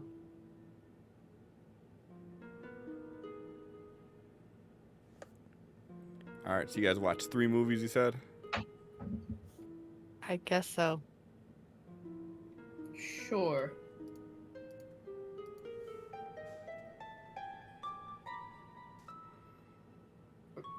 All right, who's still awake is the question. Sophie is probably not still awake. Fucking asleep on the chair. Just leaning against Felix, and he's just like, yeah. No. Gonna try to gently wake her, be like, hey, you should go to bed. No, I'm awake. It's fine. The movies are off, Sophie. Oh, okay. Yeah, I'll go to bed. This is me in real life watching movies. What? I'm shocked. Felix just looks at the bed. Are Tal and X and Echo awake? Echo would be, yeah. And I assume Tal would be, because he's the one watching all the fucking movies. X is just knocked out in his bed, just like, whatever. Yeah? Alright. Felix just kind of gestures to everyone like, we should leave his bedroom. Grabs a chair, starts carrying it out to the common area so he can climb up into his bunk and get ready for bed. Yeah, I guess so. Gets up, heads to his bed. Good night, everybody. Good night, Tal. Alright, Echo, get up. Go in the bunk above Tiles. Yeah. Sophie would also follow them out and fall into her bed. Gracefully. Of course.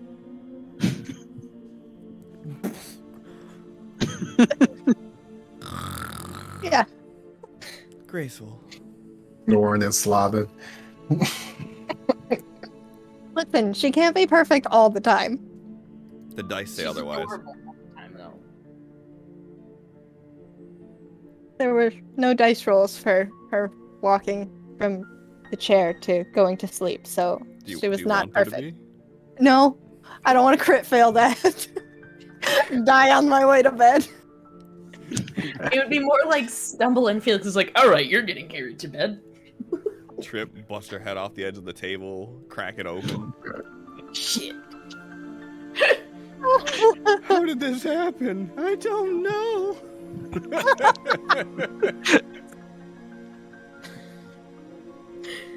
Oy, oy, oy. Why are your toes crossed?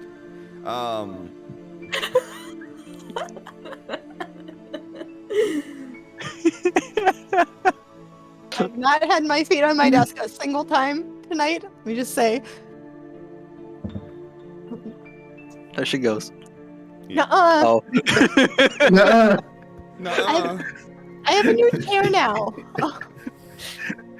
It's got room for me to sit with my feet cross-legged. If I want to. You guys are buttheads. It's fun to watch you struggle. All right. So, what's everybody's plan for the morning? X is gonna wake up early as fuck, go for his run, and when he gets back, he's going to call the 4 people while he's making breakfast. While he's making breakfast? Yeah. It's rude.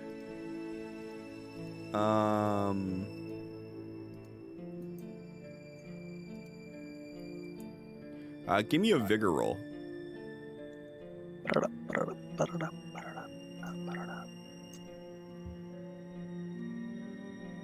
right. It's the usual. Stay up late, wake up early. Stay up till 4 playing video games. Wake up at 7:30 to go to work. Yeah, I got you. What's everybody else doing?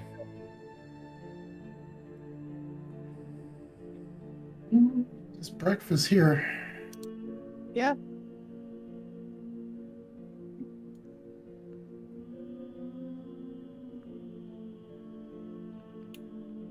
Sitting and chatting with Miss Echo.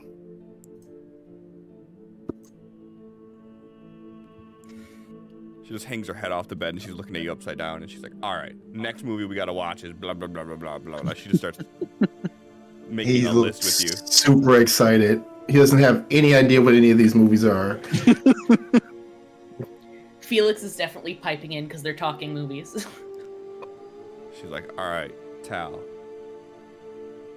you gotta see Terminator and Terminator 2. Oh, man. So they made 2 of them. That's all they made was 2. Okay. Why'd they stop at 2 if it was such a good thing? Because the second movie was the perfect movie ever made. The perfect movie ever made? Perfect movie ever made.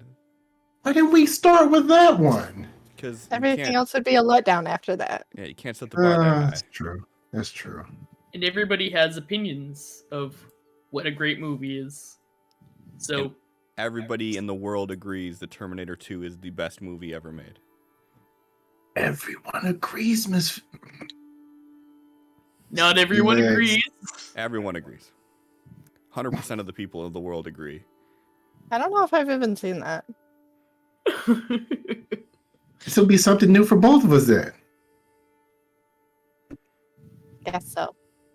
Then maybe we can like write to people who makes movies and be like, you should really make a third one because 2 was so good you can only go up from there. Nah. No. Sometimes movie series and TV shows, they just keep going on too long and then they ruin it. They run out of things for writing, and it goes downhill. Mm-hmm. Sometimes it's better to stop when you're...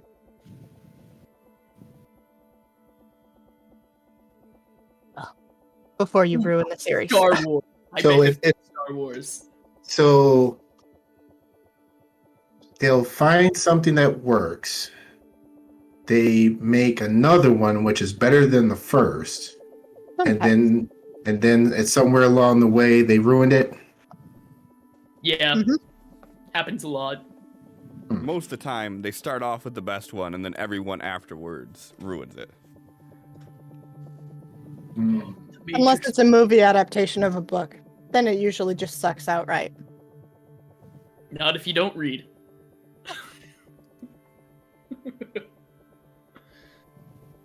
So you fix the problem by never reading at all. No, you don't read the book that's turned into the movie so you can appreciate the filmography. But if you were to read the book, the movie would never reach that par. Yeah. Because you only have like 2.5 hours to put in that much of the story. There's always going to be a little something missing. Why not just make a longer movie so you can put more of the book inside the movie? Then it just becomes a TV series. Because people usually aren't willing to sit down through a 12-hour show. But if it's good and they kind of worth it.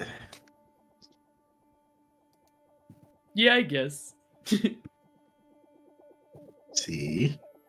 I mean, there are definitely some books that I would watch a 12-hour movie of.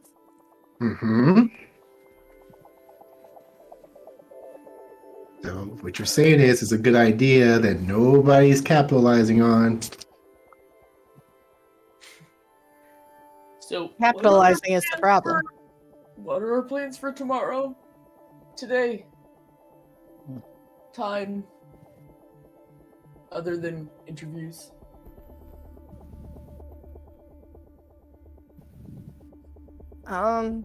We could pop back over to the building where the Aberrant are, see what we can do for them temporarily, check on them, see what they need. Oh yeah, also the charity stuff. Exit. Yeah. We probably have to pick up those supplies. You know what else we should do? What Try should to we do? figure out birthday shit. Yeah, we should. They should. Oh, humans celebrate the day they were born every year, and according to his website, X's is coming up. So, Oh. thinking of getting him something. Doing something nice. We do that back home too. You do? Yeah. What's what do you typically do for it? Well, I guess it depends on what the particular person is into, but generally everyone like kind of gathers around and like shares stories and drinks and food, and yeah, it's just kind of like a celebration of that person. Yeah, it's a lot like that for us. It's a social gathering. Special foods are involved. We usually give gifts to the person whose birthday it is. I don't know what my birthday would be here. Well, Didn't you say that it was 365 days where you're from too? No. No, no. No. We could try to figure it out calendar-wise, how close it is to the beginning of our year, and give you an unofficial birthday if you wanted.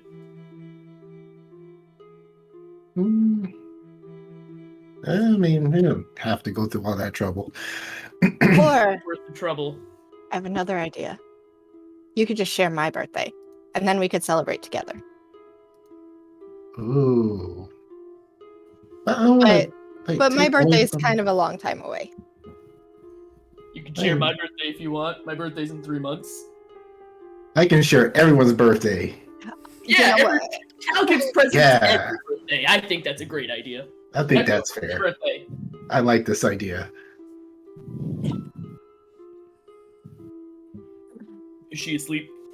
Talking about Echo? Yeah, I said Echo, when's your birthday? Oh, I'm sorry, I didn't hear you. Yeah, she's like, 18th of August. Ooh, way far off. Nice. And then she leans down and she looks at Tal. She goes, "But I'm not sharing my birthday with you." She smiles. That's fine. I guess I'll have to deal with 4. I feel like his foot just kind of like kicks the divider wall that's between their beds, and he's just like, "Brat."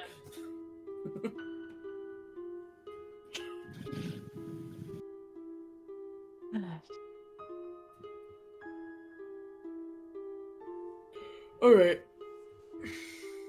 You should get some shut-eye.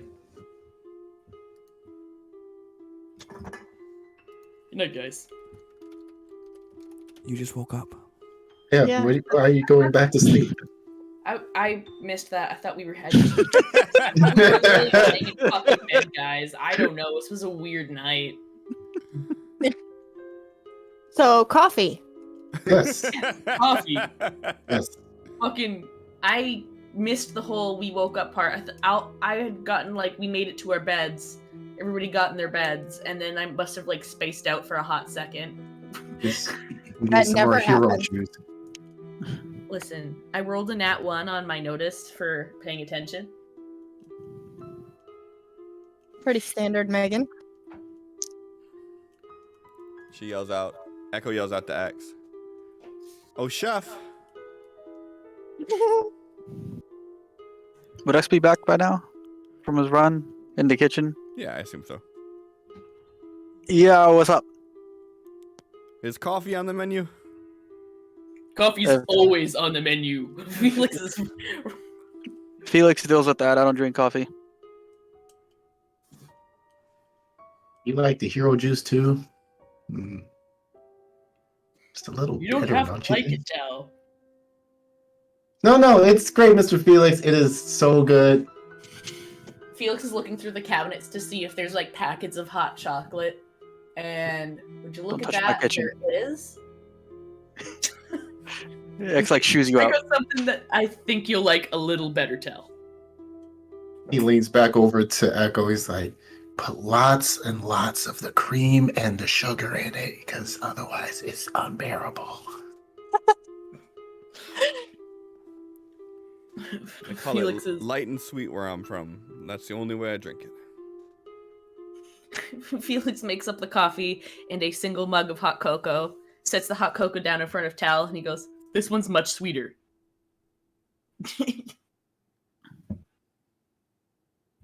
He hands the coffee and the sugar and cream to Echo while sitting down with his cup of black coffee, just enjoying himself. X is like This- wiping down everywhere Felix was.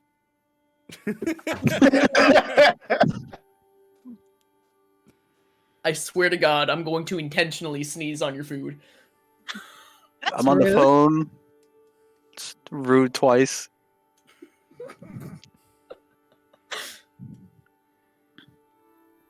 So on the phone, are you trying to do like phone interviews, or are you just setting up times with everybody? He's just setting up times. All right. What's your plan for how you're trying to schedule this? He's trying to get some stuff later on tonight. If no one's available tonight, then early tomorrow morning. Okay. So like 8 p.m. tonight or 8 a.m. tomorrow. Okay. Give me 4 persuasion rolls. All right, first one. Second. Third. And fourth. Miller really. Yes. Oh yeah, I'll no be right problem, man. over. We can definitely do that. All right. X will be like, I don't like this guy. I feel just like this is why the phone interviews are important. I could hear you. You're not on mute. I'm talking about the guy in front of us. Cool.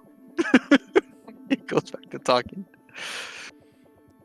Yeah. Okay. So yeah, you can schedule it. Are you trying to get everybody in tonight, or are you trying to split it up over the 2 days?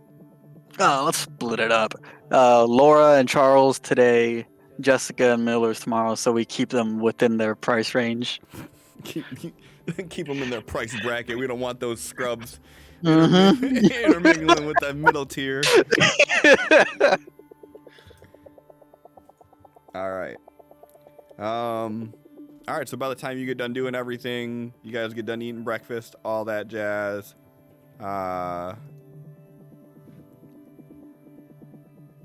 It's about 11 o'clock in the morning.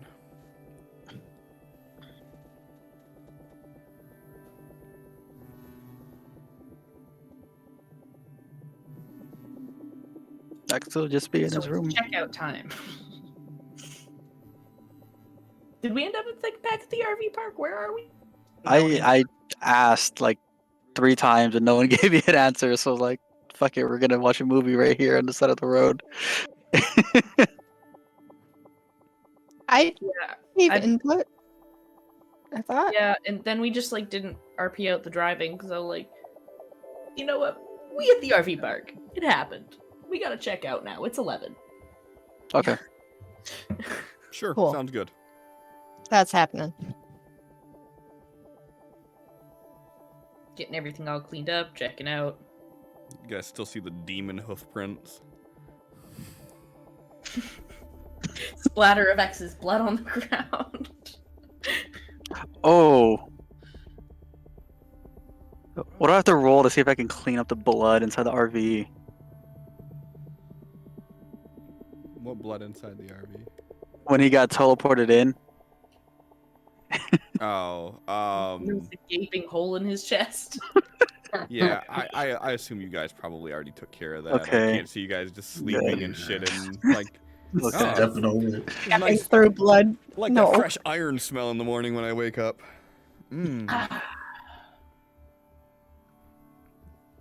Yeah, so Okay. I won't be mean. I won't make you roll that one. Like, oh, you got a permanent stain there now. Sorry.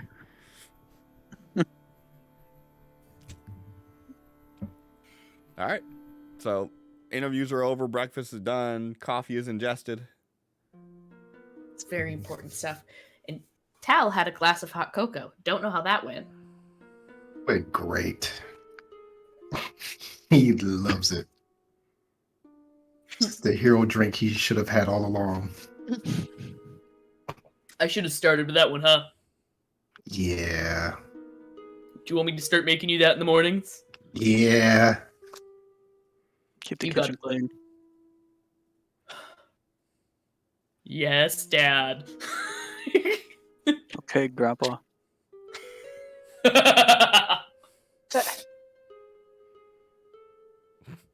Echo's like, that's not how. I got around 8 o'clock, or I guess 7:30 if you want to be early. We need to go to the mall, set up there. That's where I had them meet us. All right. Sounds good. Or we can, get there a few hours early and enjoy some time at the mall.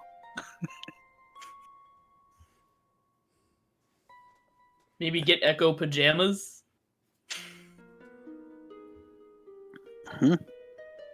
She's like, no, I'm fine. I want pajamas. What? I want pajamas. All right, you can get pajamas. Yeah. Last time we were at the mall, Tao was kind of bedridden. This is true. He's gonna have a good time. Yeah, maybe. I thought you said that, like, you spent all the money on the food. Oh, that. So we have like a collective pool money, and then we have our own personal money. Did you two spend any like points to Felix and Sophie the No. 10 yet? I mean, not all of it. Yeah, see, we're fine. Yeah, we're fine. And then we just made a little over $1,000 from the last performance. Yeah, but that's kind of. That's... I figured that would probably go towards the ticket. You True. don't worry about my issues. I will pay my ticket. I should probably start paying the state that $8,000 I owe them. That would probably be a good idea, but Yeah.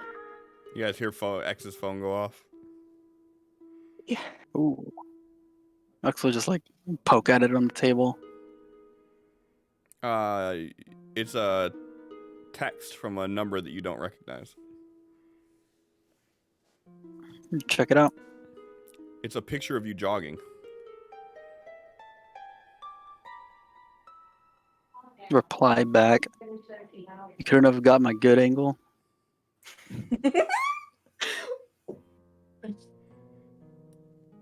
A few minutes later, what do you want?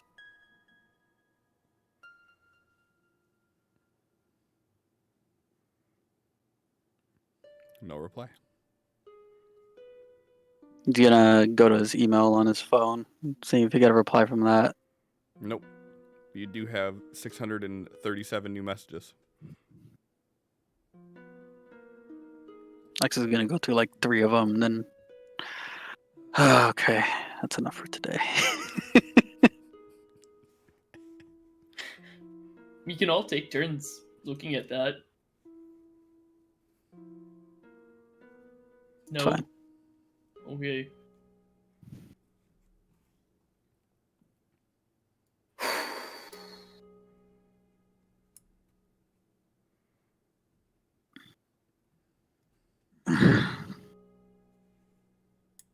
So, tonight, tomorrow, we have plans. Rest of the day is free. Rest of the day is free. Did you set up a time that you were going to coordinate to pick up supplies already? I don't. It's gonna be a all day thing, kinda. It's not gonna. We're not picking up supplies at one spot. Otherwise, people will know where to go and maybe like stake us out and shit. I mean, we could meet in have it be like in a public place, like how you're doing with these interviews at the mall. Yeah, but then we can still be followed.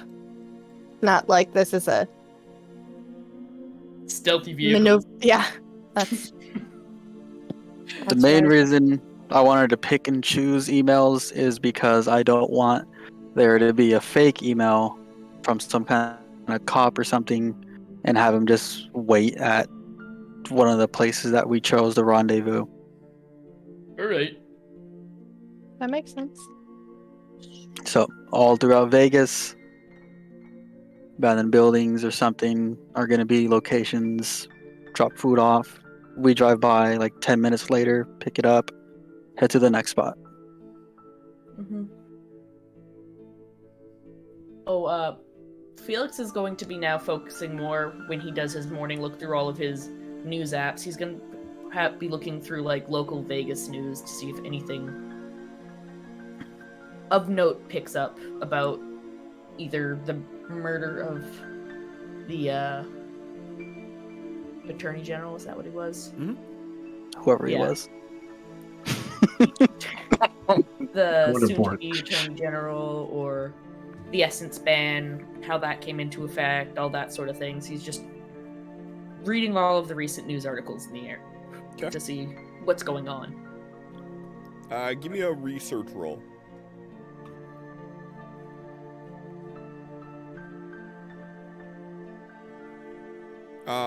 So you get the gist of the information, basically what you know right now. That they're I've decided I'm gonna Benny it, actually. Okay. So searching through some of the articles, you find that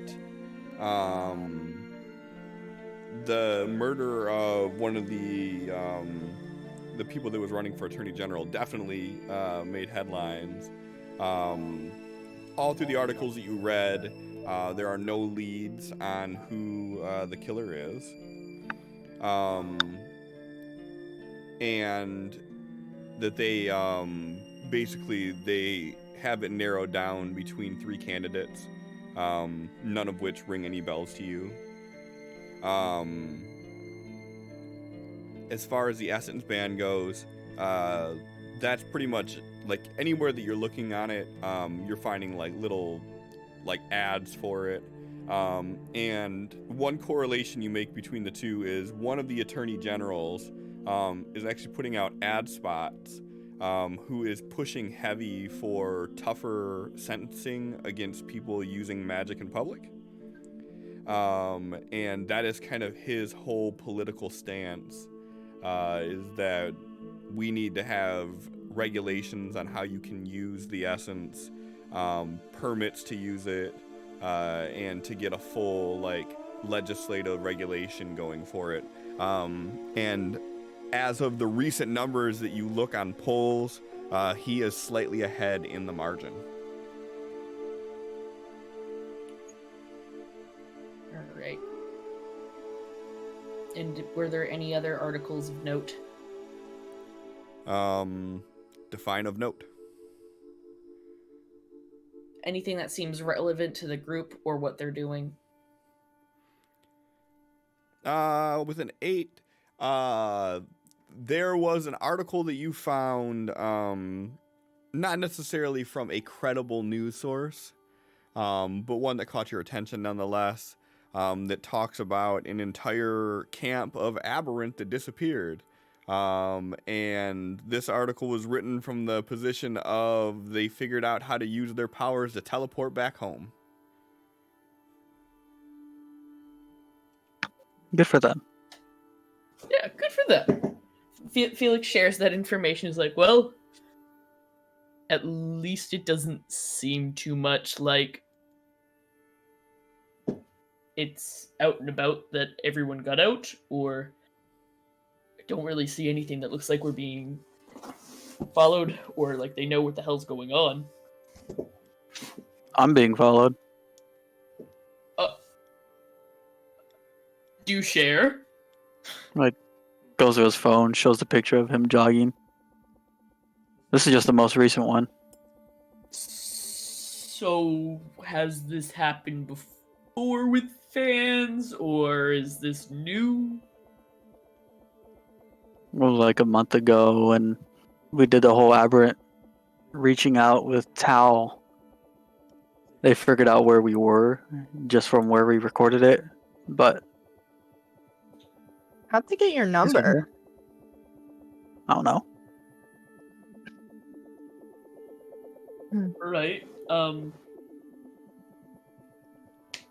Want me to go with you as a jogging buddy in the mornings, so just in case this person No, decides to be violent? no. Alright. Can't say I didn't try.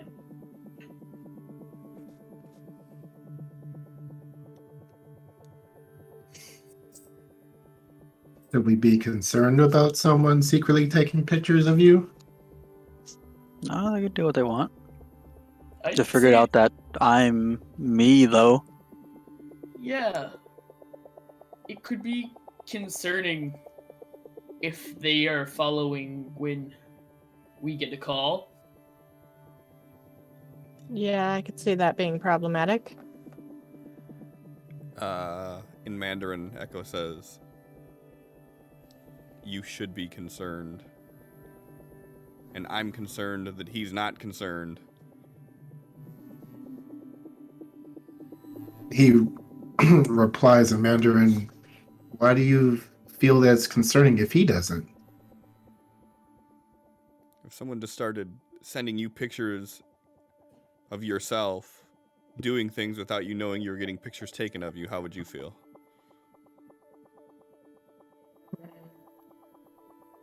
I guess I would be concerned. And then in English, But- she just snaps and looks at X. Why does this not bother you? I'm used to having tons of people just constantly focused on me. This is just someone else doing it. Not when I was expecting it. I mean, she's got a point. Usually when the focus is on you, don't you have your mask and you're controlling, like, you know what's happening. So Mhm.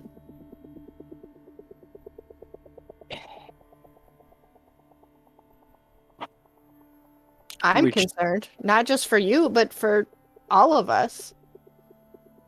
Well, as soon as we get one of these computer people here, we can hopefully track the number and figure it out. I already may try to make contact. They didn't reply. That's all I really got. Have you tried looking up the phone number? Sometimes things come up with that if you were to like type that phone number into Google. I'm not that good with Google. You I can't am type number unskilled. into I am Google? unskilled. I fail at Google somehow. All right. Well, how much skills are required to use Google? Maybe I could None try at it. all. Oh, well then why are you having problems then? I don't know. I just can't figure it out. Okay, let me see. Where's this Google? X will open it up on his phone and slide it over to Tal. Here's the problem. They misspelled Google. That's not how you spell it. It's supposed to be legal.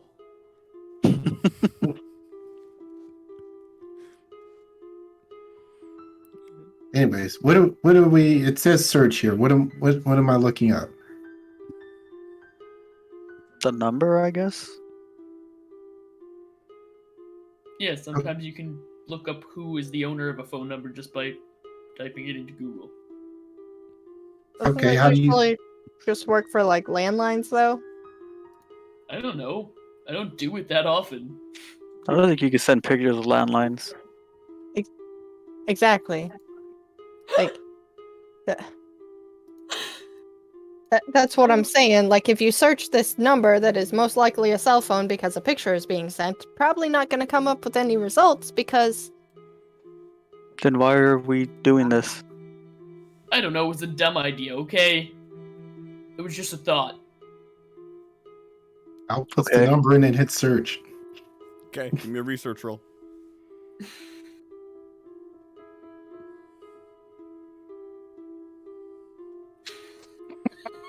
I don't know. It eludes me.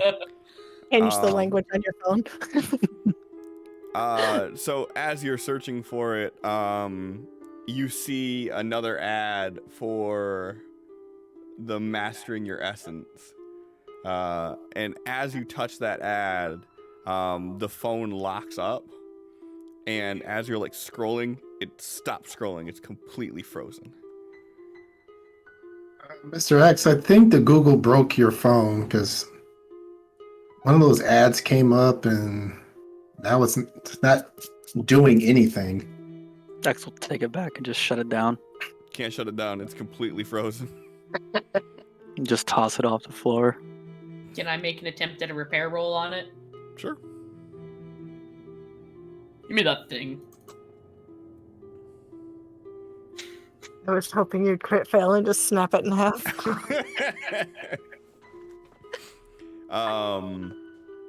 So you pop the battery out of it, which shuts it off. And you put the battery back in, and for a moment there, after it starts doing its boot sequence, you think that something is really wrong with this phone because it just keeps buzzing. Zzz, zzz, zzz, zzz. But then you realize these are the emails that are just coming in. Zzz, zzz, zzz, zzz. You should probably turn off the notifications for these emails because it's probably shorting out your phone, you know. I had them off before we reset it. Alright, he just hands it to you. I will let you take care of that. Actually, go through all the settings again. Turn that all off.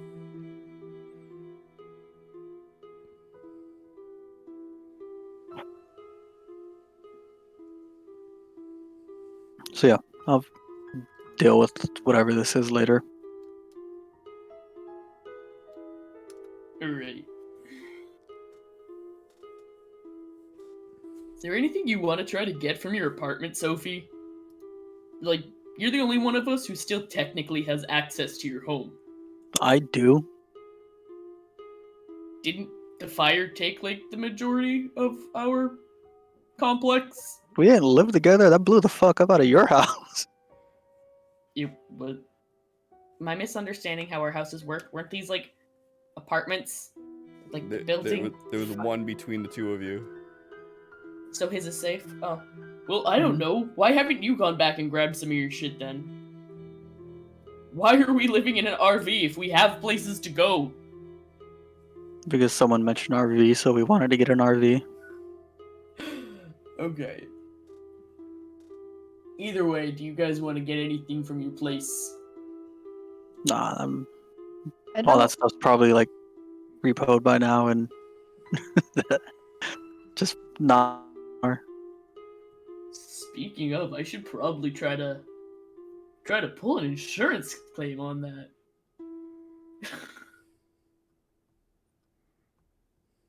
It's an idea. Felix is gonna try to go through the process of going through his renter's insurance for my house blew up. Okay.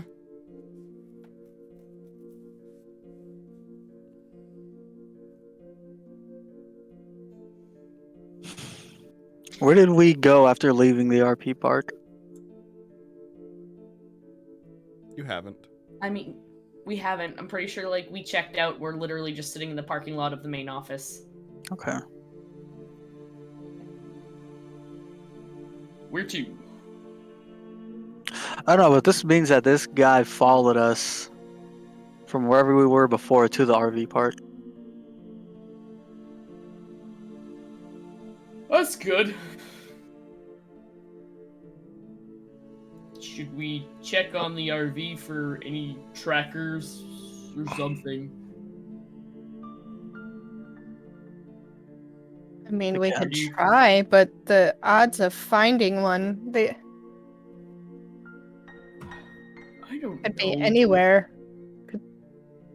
Could even just be his phone.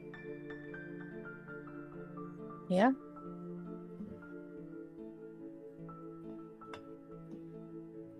So, how long until we can hire our computer guy? We're gonna talk to them tonight. And So, 2 of them tonight, 2 of them tomorrow morning. yeah, because I kind of wanted to, well, kind of need to resolve this whole thing with these people teaching powers. Well, speaking of teaching powers, why don't we work on that since we've got nothing else to do and time to kill? Yeah, we're out at the edge of Vegas right now, right? Yeah. Okay. What do you want to work on?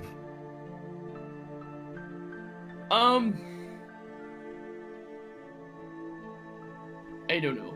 I'd like to try to work on control, or not going full zombie mode when Sophie has a spike. Let's work on that. If that's So- okay with you, Sophie. Probably one of the most important things to do. I mean, you guys have already started to get some control over yours. So, makes sense. Okay. So I've been thinking how we could help you, Mr. Felix, because one thing we learned early on is that different people learn their essence in different ways, and certain instructors are better suited due to like life experiences and stuff to teach others than others, and maybe I'm not just a good fit for teaching you. So I figure we can try something new.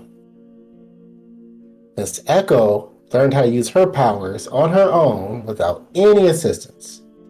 Maybe she can help with giving some insight on what she did to learn how to use her powers, and maybe it can apply to you. But hers are a lot like X, and X also figured it out on his own, so maybe you should be helping as well, X? No, his is electric based. Hers is more light. Or at least something that is perceived as light. Huh. We'll figure it out. I'm game. Let's go. Alright. Perfect.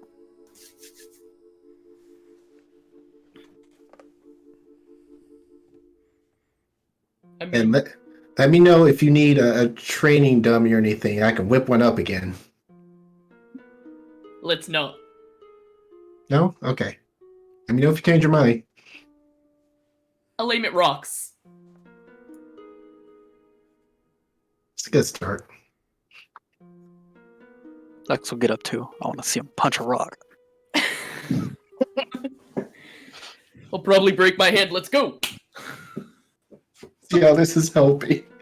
I'm gonna find the first aid kit. Everybody sighs and follows Felix out into the desert so he can punch a rock. I love that.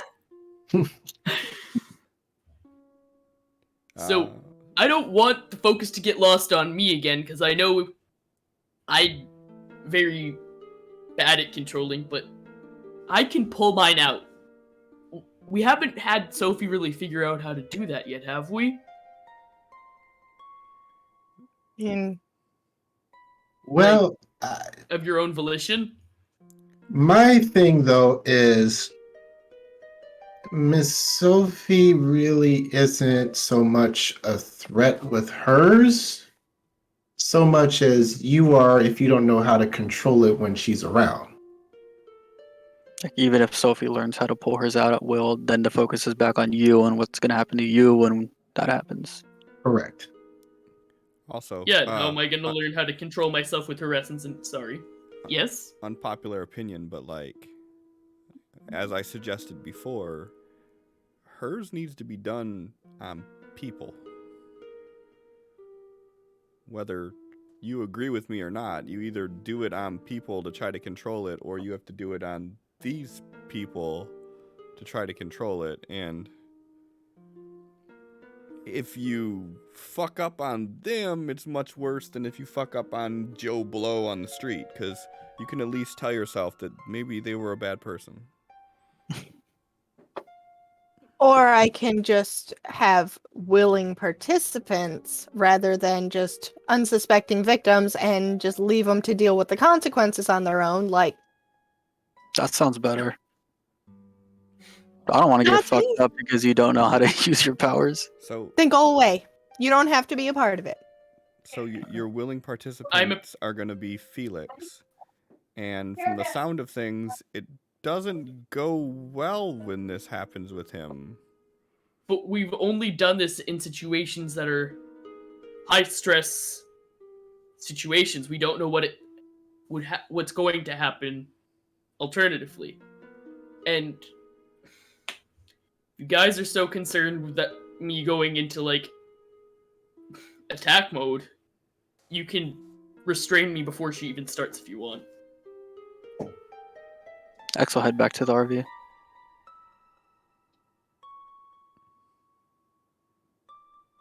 Al just sits in the dirt right where he was standing.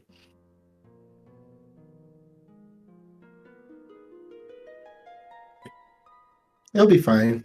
I'll stop you if things get out of control, but I don't think it'll happen again. Cal, do you know of anyone do you or Ava know of anyone who has any sort of experience with people with the power like mine? No, because like I was kind of saying before, it used to be outlawed to the point of execute the person immediately before they become a threat, and then centuries later it got a lot better, and then they just put what they call anti-essence collars, I guess would be the English way of pronouncing it, but essentially they put them around your neck and then you can't absorb essence into your body in the first place to expel it, so that way that person is no longer a threat, but they don't kill them either. But if they are caught ever trying to remove their collar, that's a different story. Courts don't like that too much. Do you know if any of those devices came over with you? No. We weren't able to, bring stuff and... Sophie, I trust you. It's gonna be okay. Well, the biggest concern with those people was the type of person that they were with those powers. You came into yours after you were an established person who knew consequences. And I don't personally see that power going to your head and you starting to do bad things. But again, in theory, that could be me just being influenced by your very presence and thinking that because I'm going to think the positive about you regardless because of the situation. Anyways. Tal, Hmm? when you're Right. not with Sophie, your feelings about any of that change? No. Then I don't think it's her essence. Unless it has some sort of long-lasting effect that takes a while. We haven't exactly spent a lot of time apart. Yeah, that's the thing. Like, it could be something that actually rewires the way that your brain thinks. Well, then I guess if we're doing that, you and Echo still have a problem, and you've spent a lot of time together now. Don't think the essence is making people like you for no reason. Could be a thing that she subconsciously, she likes somebody, they tend to like her more. She doesn't like someone, they don't like her. Could be like that. Who's to We say? won't know until we mess with it. Right, but we have to mess with that after we make sure you're not going to, start pulling guns and punching at people again. Right. Felix is just takes his gun and he hands it to Tal. He just he looks in the barrel. pats himself down. Echo No! grabs the barrel and points it away from you. Yeah, no. Takes the gun away from Tal, hands it to Sophie, and goes, "Alright, since you're the one who's going to be affecting me, maybe you should have this. You also are the only one here who knows how to fire a gun. No offense, Echo, I have no idea if you can shoot a gun." She just smiles. So yes, understood.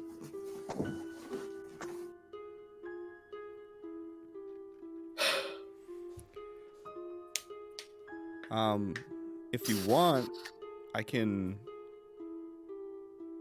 kind of build a wall around you, so that way you can't hurt anybody else unless you break free of the wall. I honestly am not too worried. Unless he I think breaks it'll be through okay. it. a wall made of light? I thought you just did illusions. That's what you thought, yeah. I could see how that would be confusing. Light Or you is... could just not be a part of this. That's fine too. Sophie, whether you like it or not, she's here, and she's trying to help.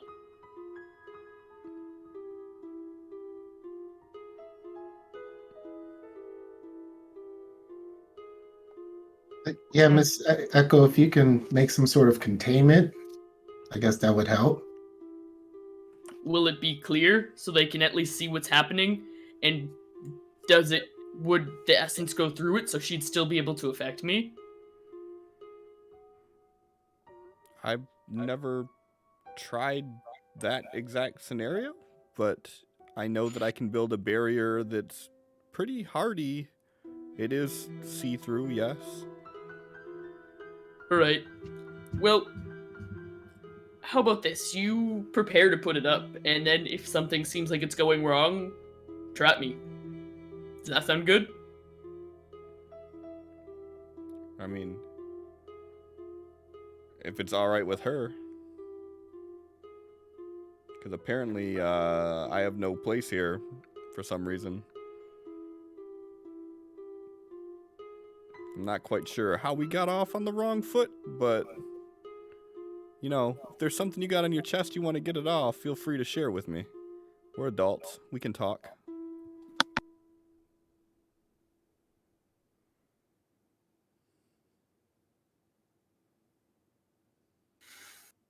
Let's just do this essence thing. Felix walks further away from the group, just kind of like waves Sophie towards him, like, let's try this.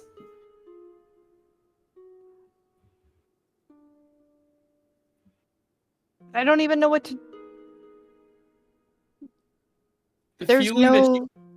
yeah, there's, for me, there's like a weird buzzing in the back of my neck, and I just try to pull that forward. What's it like for you, Echo? What is your experience with how you manipulate it? Well, mine started with fear. Now it just kind of happens. That's a lot like Sophie's. Each time it's happened has been in a high stress she might die scenario.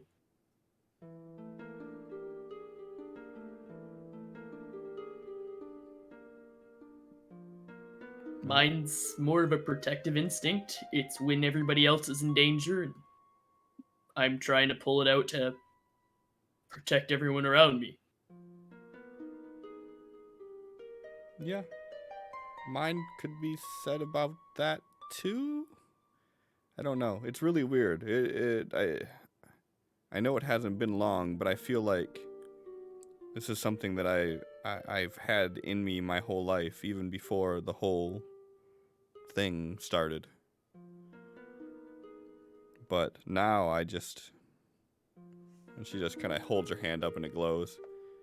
Just do it. Is there any sensation to it at all for you? To me, it's like wiggling a finger. Alright. Sophie, when your essence has gone off, does anything feel for you?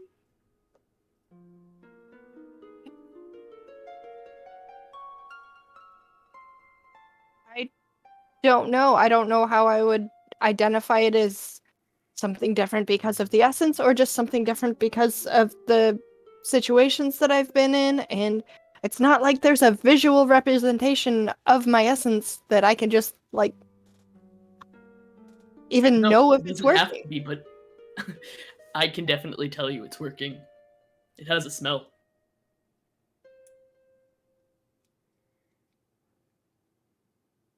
Taste.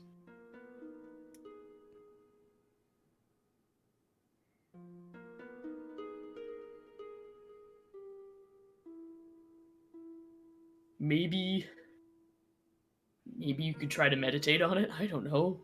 See what it's like to try to try to pull something outside of yourself? Never been able to meditate. Oh, Miss Echo, We'll try something. what if we? Because you said you were able to make Mr. X kind of remember a time in the past. You kind of brought that back as an illusion of sorts. Yeah, kind of like how the food that you were thinking about. If you think back, that exact same meal you've had at some point. Right. I knew that looked familiar. Okay.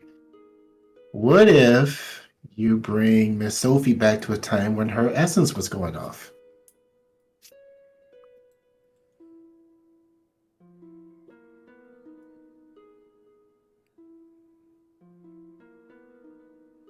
You want to run some scenarios? Honestly, I wouldn't mind never thinking about those scenarios again, but it's probably the best option. Well, we can do that, or we could try to find your trigger point.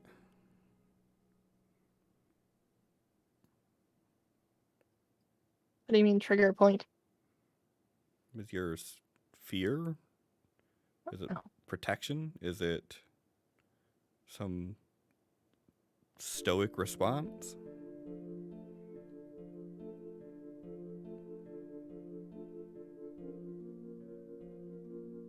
Well, maybe going through one of those scenarios again will make it easier to try to pinpoint that.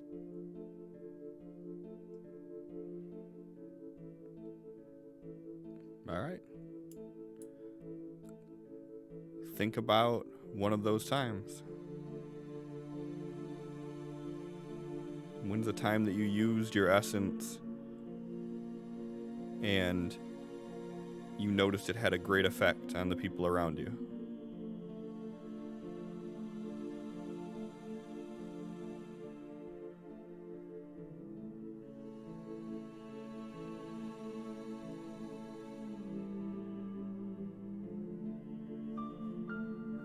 Cliff, I don't remember specifically. What about behind my apartment, right after Tal had healed you from being shot, and we were about to start running, Right. get the motorcycles, and take off to the park? Yeah. There was a moment of that still happening while everything had calmed down. Maybe that moment when I was still being influenced before, but like after there were gunshots and fear and exploding houses. Yeah. Okay. See if I can focus on that rather than the whole experience. All right, close your eyes and focus on that.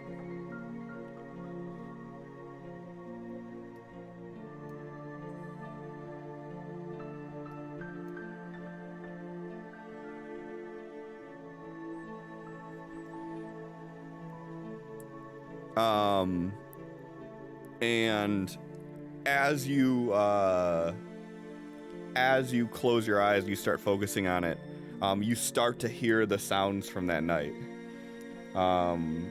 You start to hear the sirens off in the distance, the sound of the cars off in the distance. You feel a chill run up your spine as you put yourself in that scenario. And as you open your eyes, and you're all here seeing this,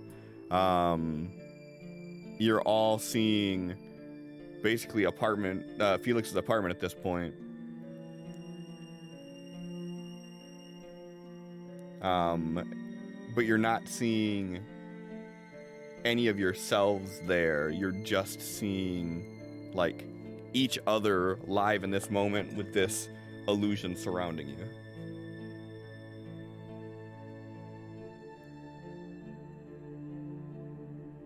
So, like, we're all experiencing it separately? You're all experiencing it simultaneously. Okay, sorry, I was misunderstanding what you were saying. So, like, we can all interact inside of this. You're illusion. all hearing it and seeing it. Okay.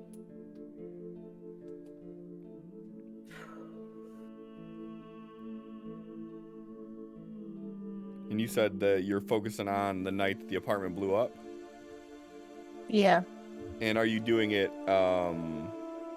before it blew up, when you guys were kind of still talking to Rushkov on the phone? Or are you talking about after or right during, or what moment are you focusing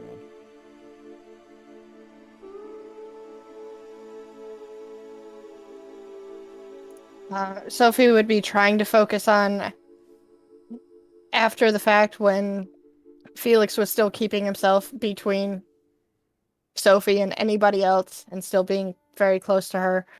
But she's unable to focus specifically on that, probably bouncing around to a few times throughout the night because that's just how her brain works. Okay. Yeah, so you guys see the flicker of flames off in the background, and your guys' faces kind of silhouetted from the night, with a little bit of light from the fire. Go ahead and give me a spell casting roll, Sophie.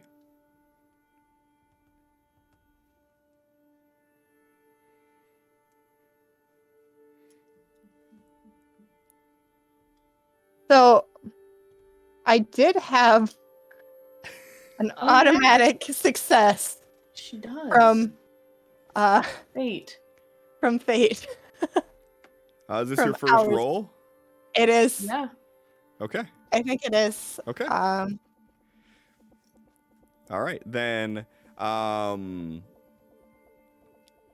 So as you start thinking about that and you find yourself back in that moment, the thoughts start running through your mind of like how bad the scenario was and how poorly everything ended up being, and what kind of feeling do you like have right now? Like what feeling are these emotions bringing to you? Is it more like a anger? Is it more like a fear? Is it more like what type of mood does this put you in? Definitely fear and a little bit anxious, but probably primarily fear and panic. And out of the fear and panic of that scenario happening again, as you look over at Felix, you get a warm sensation that rushes over you for a moment, through the briskness of this night scenario, and you start to see this brief shimmer of iridescence coat your skin. Everybody go ahead and give me a notice roll. Sophie, you too.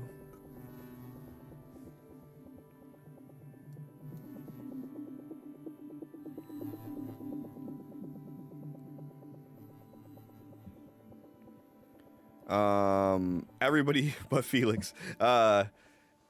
You also notice that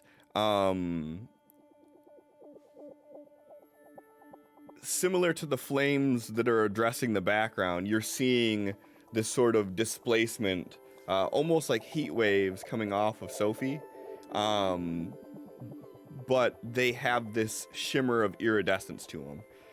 From the angle that you're standing at, Felix, you're looking at her with the fire in the backdrop, so it's real easy to mistake this shimmer that's coming off of her. Felix, go ahead and give me a spirit roll. But you notice Felix. the smell. You notice that sweet smell that rushes over your nostrils. And for just a brief second, you see this shimmer of light over Sophie's skin. There it is.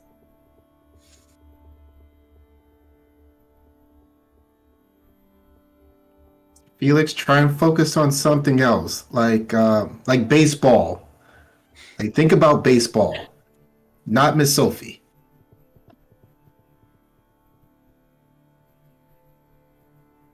Right. Thinking about something else.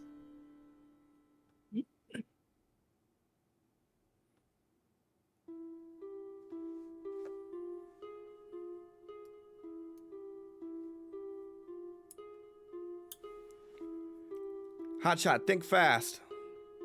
You see Echo throw a softball at you.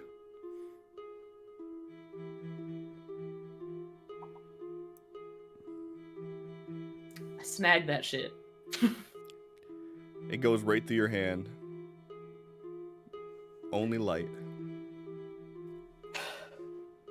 I would have gotten it though.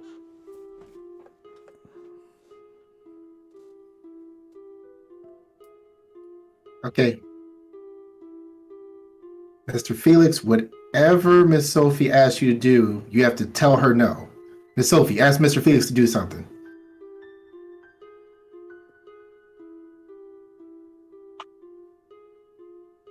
Hmm. It could be anything. Like stand on one foot. Spin in circles. Nope.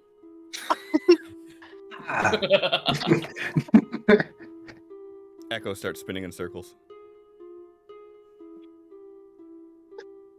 What you What's doing that? there? Uh-oh. And she just looks at you and starts laughing. I see what you did.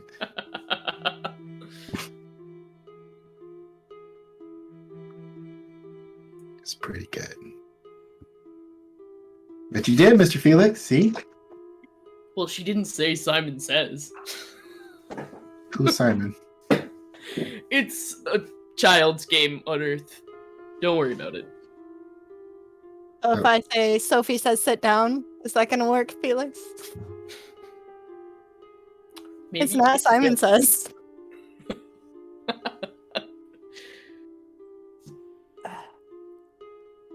And then, in a flash, you're standing back in the desert. And Echo's like, all right, now let's find a rock for him to punch. Oh, we're punching rocks? Can we try not to punch the rock? Maybe I could just try to heat the rock, you know, the usual. I'm honestly way more interested in learning the aberrant language than trying to do this. And learning the aberrant language makes me fire up anyways, so I think Tal should teach me some introductions. Yeah, I guess I could. But are you able to control your powers yet? You're able to resist Miss Sophie. That's not the same as being able to, not melt Yes, but if RV. Yeah, but if we back up, I mean, we're already outside and away from things.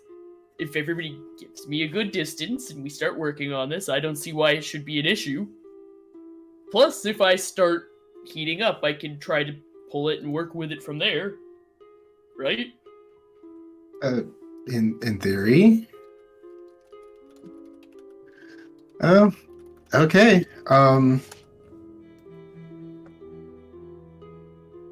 He starts saying some. You see the essence flowing out of him as he says basically the equivalent to, I guess, salutations in the aberrant language. Hold on. I'm gonna go grab X. I feel like he might want to be out here for this. And Sophie's gonna go. All right. Well, Felix and Sophie, go ahead and give me a spirit roll.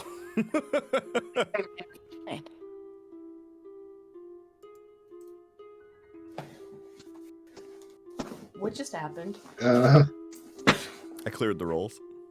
Okay. So does that mean I get to roll again? Is that how that works? Can't see her roll. It was a 3. Oh. I didn't do it so you couldn't see that. I did it so you couldn't see what Sin was responding back with. because he hasn't mastered that whisper function yet, apparently.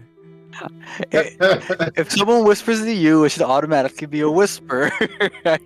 Never put that in. All right. So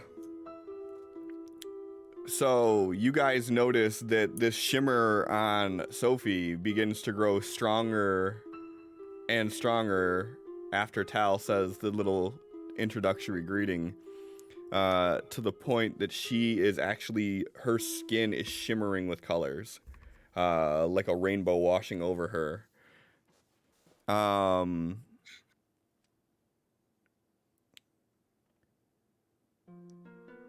How do you guys react to that?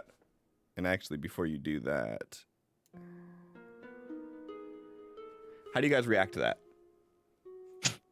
Felix just kind of like crosses his arms, looking at Sophie, and he's just like, "Now you look like the Essence Storm." Miss Sophie, maybe we should kind of tone that down a little. We don't want to overdo it on. Yeah. Maybe we should have waited until this went away before you started the. Well, Mr. Felix asked to. I know.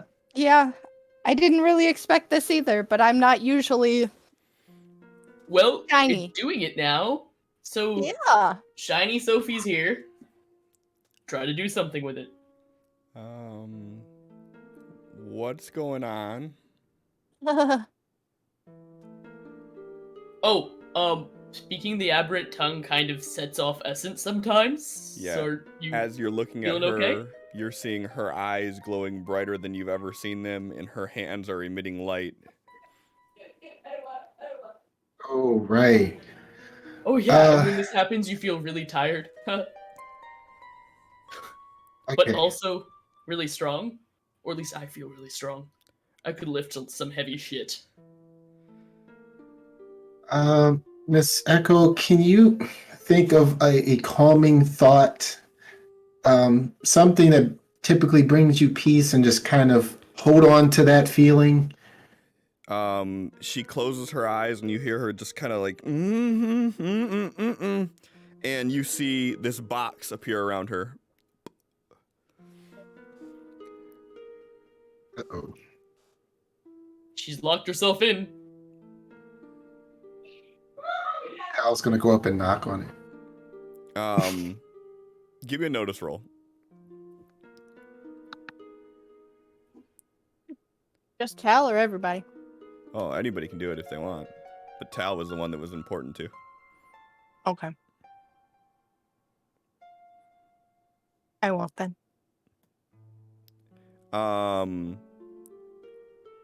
So you fail to notice as you're walking closer that the light around her is glowing brighter and brighter.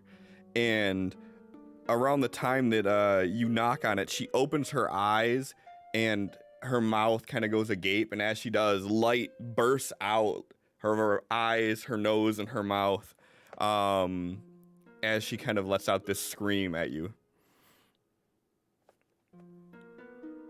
Ooh.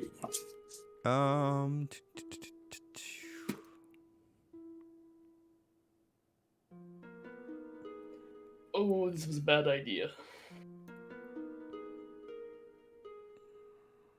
We should have warned her.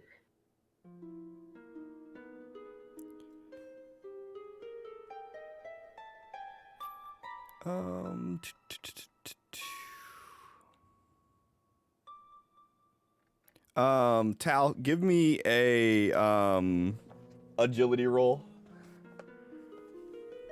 Oh boy. You start to see the shell of this box begin to crack as you take the cue to get the fuck out of the way and dive down. And as you do, there is an explosion of light. You hear the sound of shattering glass right next to you as this burst of light shines out. Sophie, Felix, are you guys watching the spectacle? Yes. Yeah. Standard Felix running in. Go ahead and give me a Let me see what this would be. Both of you.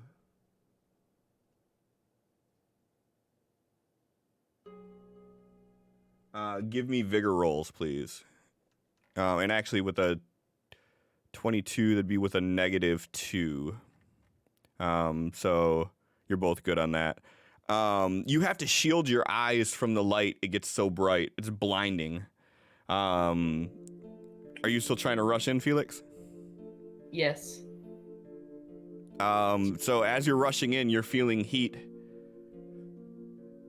It starts off feeling like standing outside in a warm summer day. And as you move in closer and closer, it begins to feel blistering. He tries to set off his own to see if this prevents the feeling of heat. Okay. Give me a spellcast roll. Okay. So as Felix starts running in, you see this eruption kind of envelop him, almost this ember-esque look covering his skin. You begin to see his shirt tear, and by the time he gets even closer, it's shredded. And what are you doing as you're running towards her, or towards Tal? He's running towards Echo. He's trying to calm her down to get her to like come back to them almost, because she seems like she's kind of out of it. One way to put it, yep. What are you doing to try to calm her? If the feeling of hot temperature goes away. You're still feeling the heat, but you're not. You don't really understand why it's not burning you, but you can feel the heat. Okay, so it doesn't hurt, but it's definitely hot. Oh, yeah. Okay, so he's just getting close to her, and he doesn't want to actually touch her because he doesn't know if she is going to be burned by heat. But he's just gonna, like, waving his hand in front of her face to see if, like, he can pull her back to, like, get her attention or something, if she can see through her beams of light. She has no reaction to you waving your hands in front of her face, and she is just, like, at this point, like, full-on screaming. Echo, easy. Take it easy for a second. Take a deep breath. Give me a persuasion roll with a -2.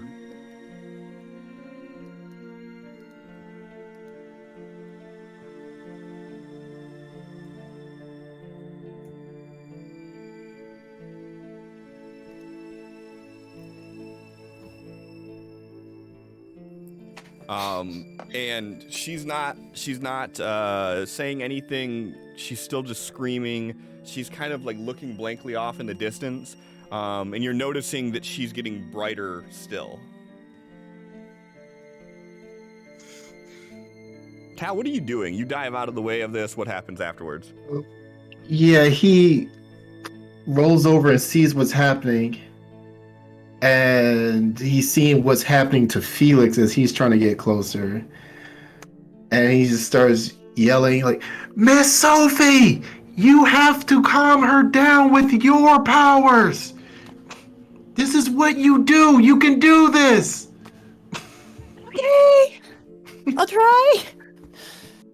And Sophie will get as close to Echo as she can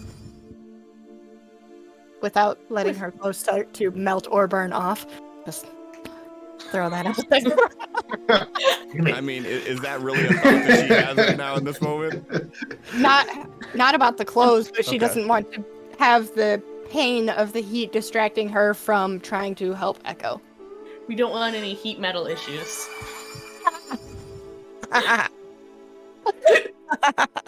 Anyways, yeah, so So as you start moving closer, the closer you get, the warmer it gets, to the point where it does start to become painful. So if you're stopping like right when you feel that pain. that's where she would stop. Okay. When she starts to feel the pain, so that way she can again, put all of her focus into trying to direct her essence at Echo and maybe persuade her to calm down. If I That can sounds use great. Go ahead and give me a persuasion roll with a +1. While you do that, B42 raid. What's going on, guys? It's been a while since I've seen a B42 raid. Oh, haven't heard that. A name in long, while. long time. Who's running this one?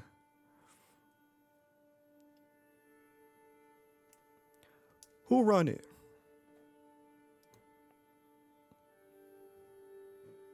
Super Trouble. I'm great, man. How are you?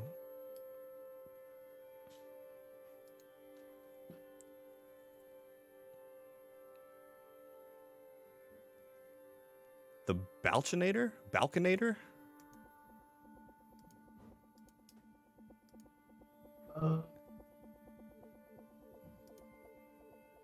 Either way, thank you guys. Welcome to the stream. This is an interactive tabletop game. You guys can do things to cause the players to have to enact scenes differently.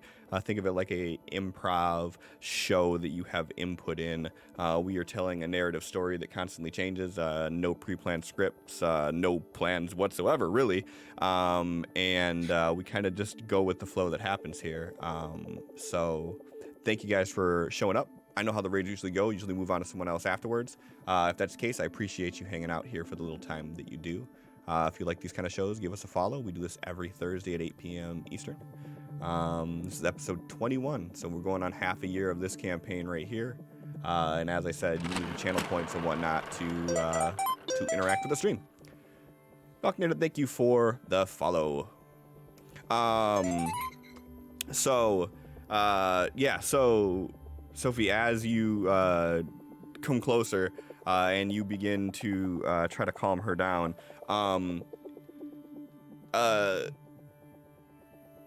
Tal, you're seeing this sort of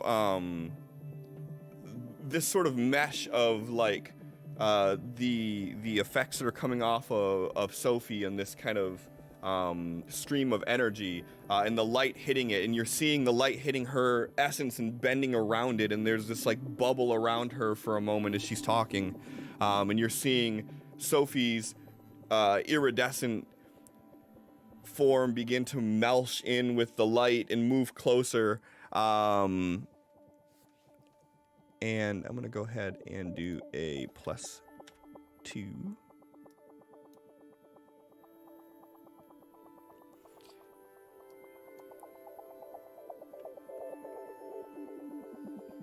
That was a 3 that didn't show up?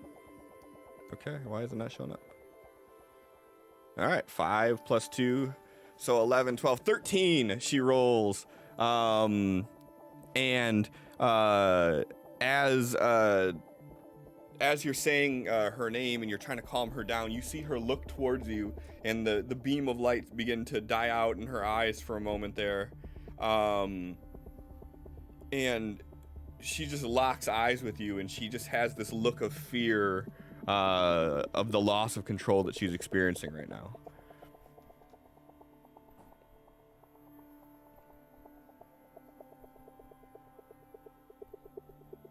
All right, you're gonna be okay. I don't know. Lost the train of thought. Are you hurt? Are you? Did you get burned? She's not saying anything still, and she hasn't broke gaze with Sophie, but her eyes are welling up with tears. Sophie is going to approach her, arms out, offering to hug her, but like leaving that last space of distance for Echo to. Yeah, she kind of like gets up and like collapses in your arms, and she buries her head in your chest, and she just begins sobbing.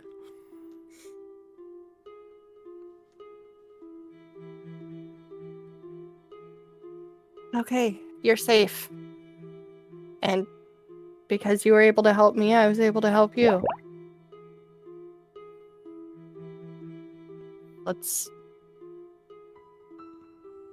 I don't really know what to say because I haven't gone that far over the edge yet myself, but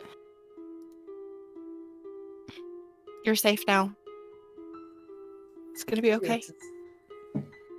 Felix is off to the side, his arms crossed, just like watching it all. He's just shaking his head, and he's like, I'm sorry I didn't think to warn you about what their language can do. I'm used to having that sort of reaction when they speak. I was gonna walk over and just kind of wrap his arms around both of them and just kind of joins in on the group hug. Sophie will kind of lean her head on Tal. Felix is gonna try to dismiss his essence, so he's not going to burn them if he decides to join the hug. Okay. Alright, so did it work? Did it turn off? I don't know. Mm-hmm. Do you want me to roll something? Mm. It did? Mm-hmm. No? Yeah, you're under control right now. Good job, Felix. Look at that.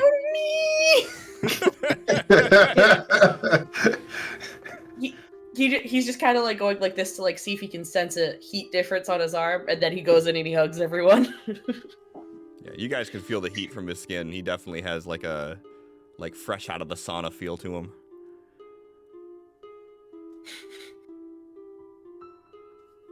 Sophie will take one arm off the Echo and kind of pat Felix's arm and then wrap herself back around Echo until she's ready to have space again. Yeah, and I mean, she's basically gonna stay there for as long as you let her, until it begins to get weird, and then she'd break off from it. And she kind of plops down. And she's like, "I'm sorry.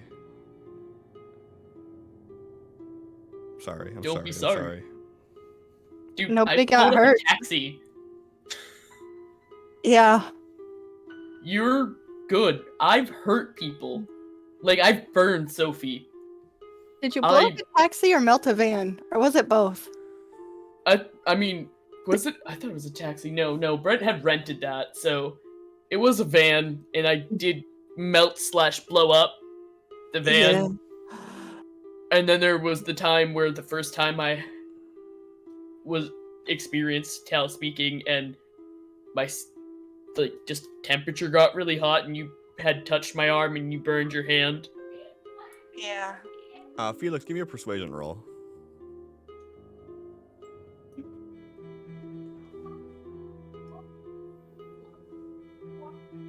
No, I want it.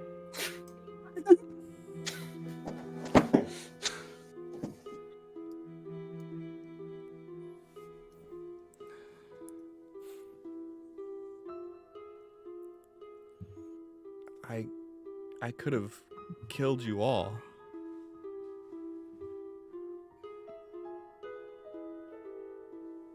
But you didn't. I mean, We were able to help each other.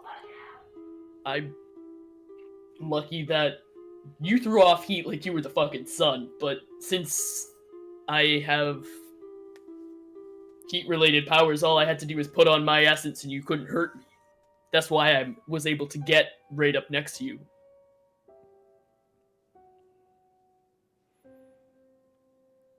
I've had something like this happen once before.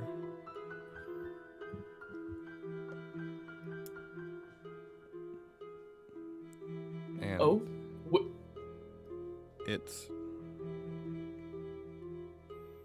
that's why I tried to put myself in the box. When did this happen before? When I first discovered that I could do this, before I knew how to do this. What was it that set you off? If you don't mind my asking, of course. You don't have to share if you don't want to.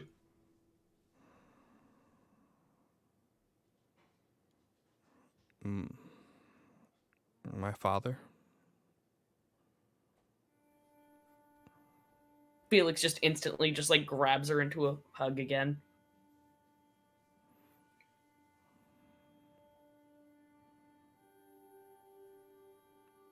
And Are you all right? like through like a sobbing cry, you hear her say, "And now she's dead."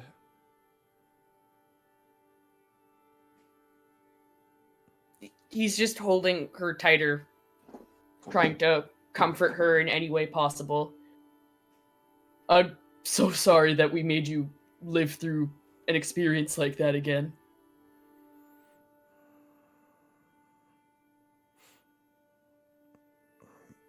That's why I learned how to control my powers. That's why I decided it's better to test them out on random people than on the people you love.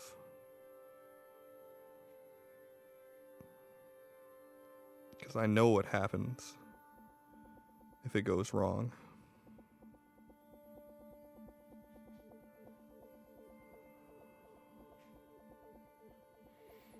And she just looks over at Sophie, teary-eyed. I'm sorry.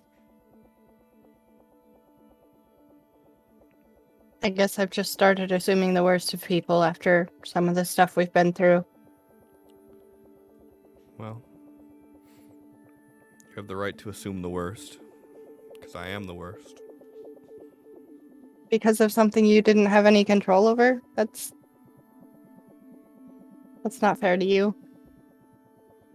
Wait. Besides, there's only room for one negative Nancy here, and that's my job.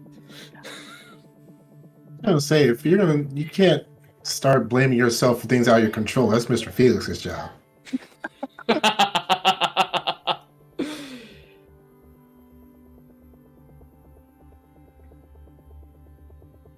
And then she like looks at you, and then like looks down at your chest. She's like, "You're really warm." Yeah. You were giving off heat, I was giving off heat. I melted my shirt again. Really gotta start keeping extras in a backpack anytime we go anywhere. The RV's in the line of sight, we're good. Yeah, just thoughts for later. Thoughts for later. And I can't carry the backpack, because I'll just burn that too. Speaking of which, I'm gonna go let Mr. X know what's going on. I'll be back. And he jumps up and runs to the RV. So would that message in the in Fantasy Grounds have been a text to some of us about going for a walk to... That was Or him is whispering that back supposed to to be me. the whisper? Oh, That's how Sin whispers. okay. Okay. He whispers like me in real life. I can't whisper. She cannot.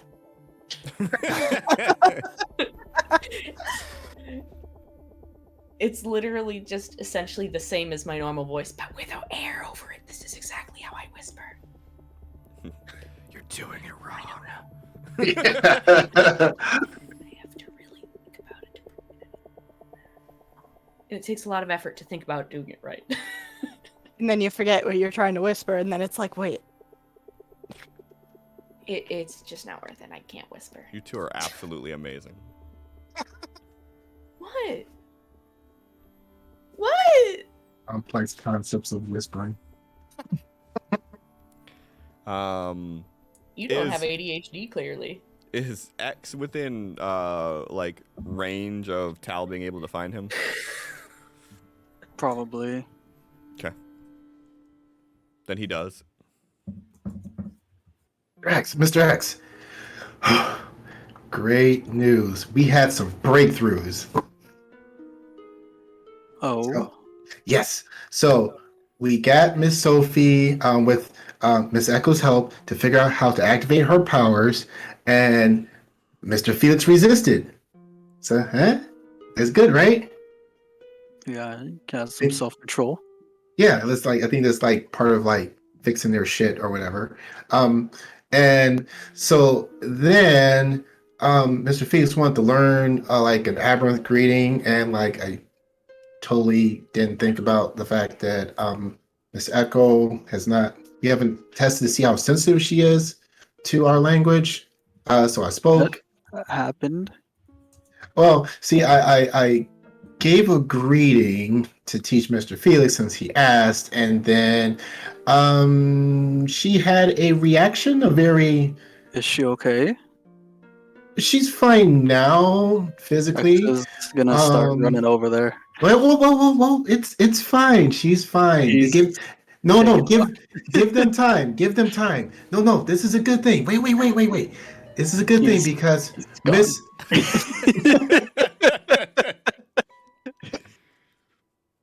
I was running to keep up with you. Like Still explaining. that, right? That wasn't the last of the. We found a way for Miss Sophie and Miss Echo to get along. Wait, don't! You're gonna ruin it. Stop! He's like grabbing your arm.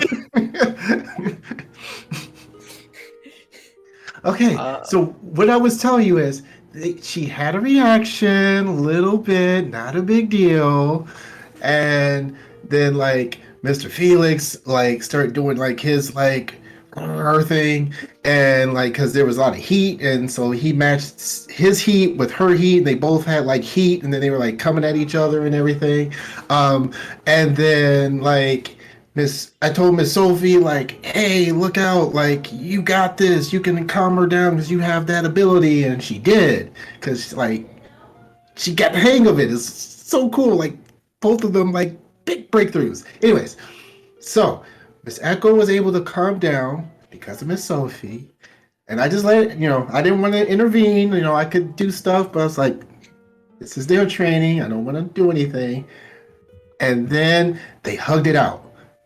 And like everybody's happy, and like Miss Echo and Miss Sophie are like hugging and happy and not hating each other, and it's good, right?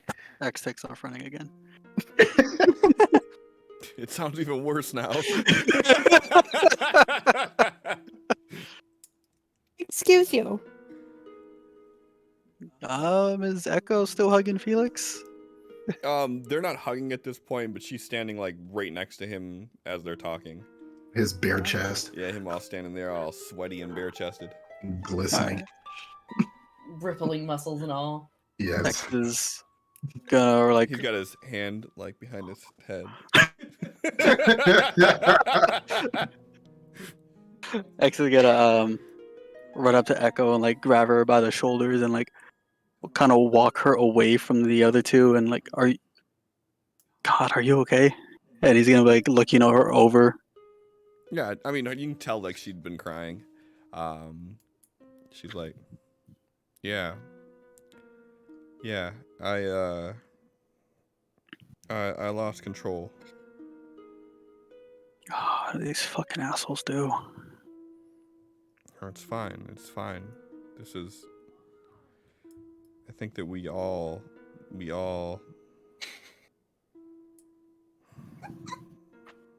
It's fine. Where the fuck were you? I don't want to fucking deal with them. I said I'd be here for you. I fucked up. Then X like puts his head down. He's like, I'm not gonna leave you with them anymore. I'll be here. She's like, how about you just be here with them too? They obviously care for you. They don't. She says something in Mandarin that you don't understand as she raises an eyebrow at you.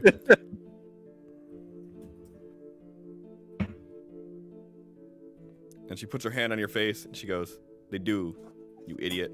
And then she slaps you. Not hard, but you know. Axel like drop Anyone his else arms. confused?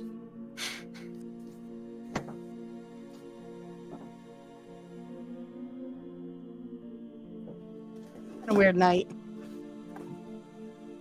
You hear this conversation? I mean, I don't assume that it was one that was broadcasted loudly, but if you're trying to eavesdrop, you could roll for it. Eavesdropping. Damn it. Tal too is distracted by Felix's muscly chest. No, no. I mean, come on. Fine. Use a Benny. There's an hour left. You got 3. If you really want to know. Oh, Miss Sophie asked for it. There we go.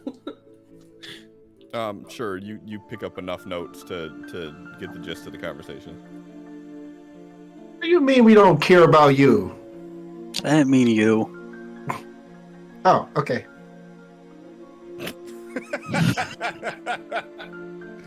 So yeah, you two would hear that part of the conversation. Felix just turns around and like makes a face and goes, "I've literally thrown myself in front of danger for you at Don't bring every that turn." up again, you fucking psycho. And X, like, puts a hand on Echo's back and starts walking her back to the RV. Oh, don't worry about me. I can handle my I don't want own to hear a shit. single thing from you.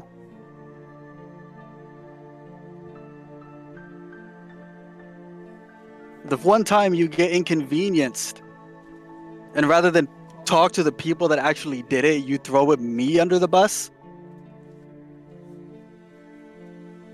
Yeah, I don't want to hear a goddamn thing from you.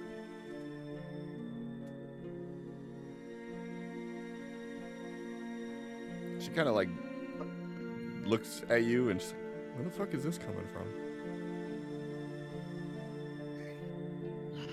Just sick of all this. There were things said. Miss Sophie, why were you throwing him at buses? Poor Tal. Oh, Callius. Hmm? It's another figure of speech. It's to put the blame on somebody or pass off as if something is all somebody's fault. Oh. It wasn't. I said things. You said things. The only one who didn't say things was Sophie, but she really only claimed that X overshared. I just didn't know what to say in the moment, so I just let her talk. Well, I mean, we're past that now. Like, Miss Echo's one of us now, right? It's not a big deal. It's X who's upset with all that's gone down at the moment, and I just don't understand why he doesn't think I care. I've said it enough. I've tried to show it enough. Seemed like he might just be lashing out, so maybe not directed at you. But It's always Sophie, directed at it me. sounds like he maybe hurt his feelings by accident. Maybe you should just go say sorry.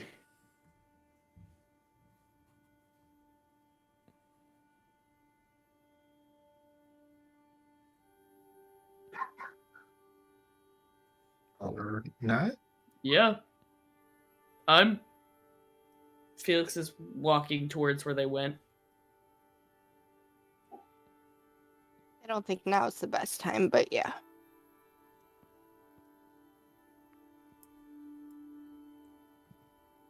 What would be a better time?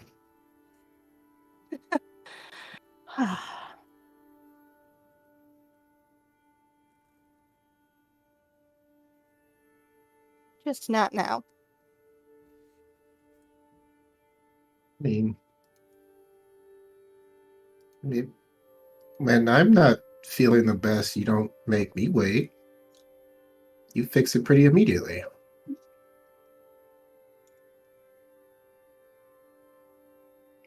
I think he can use some of that right now.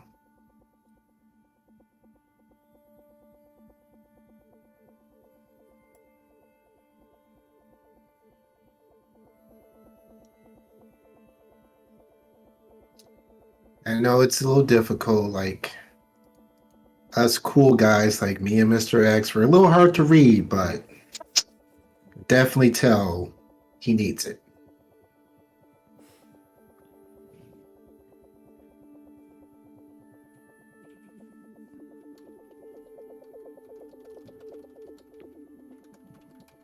Yeah, I think he needs some time to to cool off and calm down, and he's not going to respond well if I say anything today. So, Have you tried? no, but Tal, this time you're not going to convince me to. Please. I'm sorry, but no.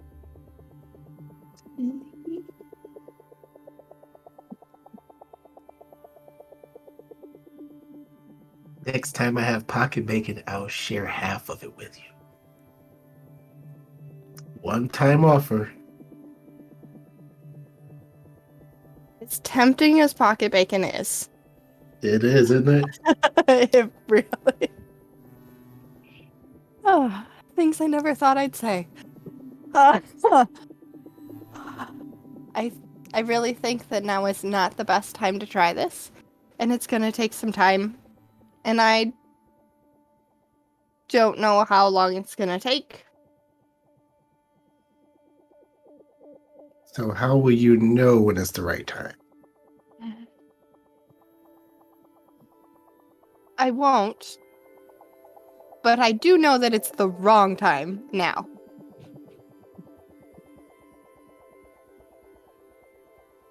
So I'll just wait until it's a less wrong time. I don't have to know it's the right time, but now is just not happening. So I had a best friend back home, and we did everything together. And like we were planning on like what we are gonna do after we got out of school and everything like that. And then one day something bad happened to him, and I was told he was fine, but they moved him to another school. I never got a chance to say goodbye to him or anything. And the day before that happened, we got into a disagreement. And it was about. He had this theory, and I thought it was wrong. Then I went back and I did some double checking. Turns out he was right. But I said some not so nice things because things got heated, and I never got a chance to tell him that I was sorry. So you might wait for a time that could never come because something unexpected could happen, like being moved to another school or disappearing from your entire dimension.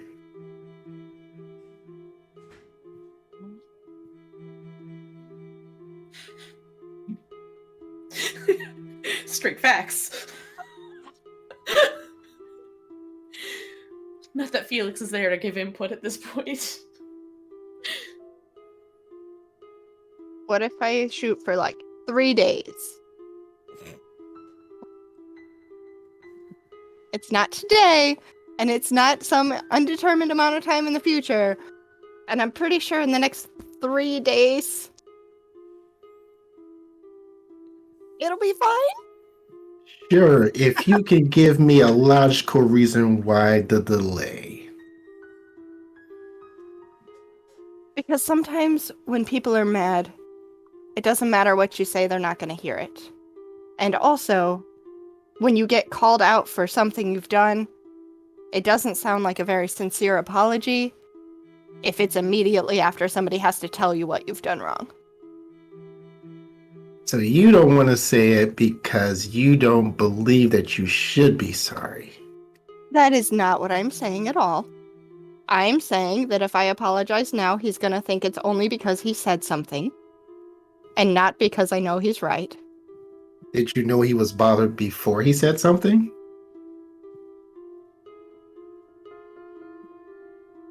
I wasn't paying attention to everybody else's feelings. So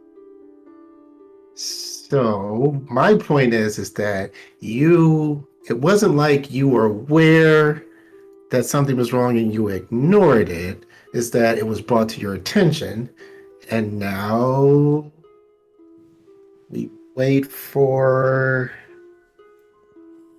him to possibly not be mad, even though he seems like the type to hang on to things, because we know him a little bit better than this by now.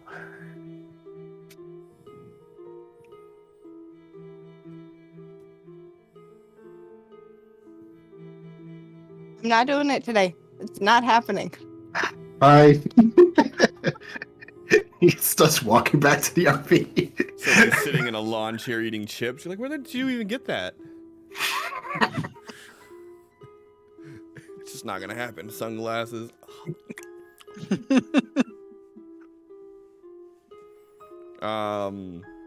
So while this is going on, Felix, you run and catch up to them. He was gonna try to. Okay, well, I mean, they're not Yeah. running, so you can, yeah. Yeah. X, I'm sorry I've brought up again protecting you. Or everyone, rather.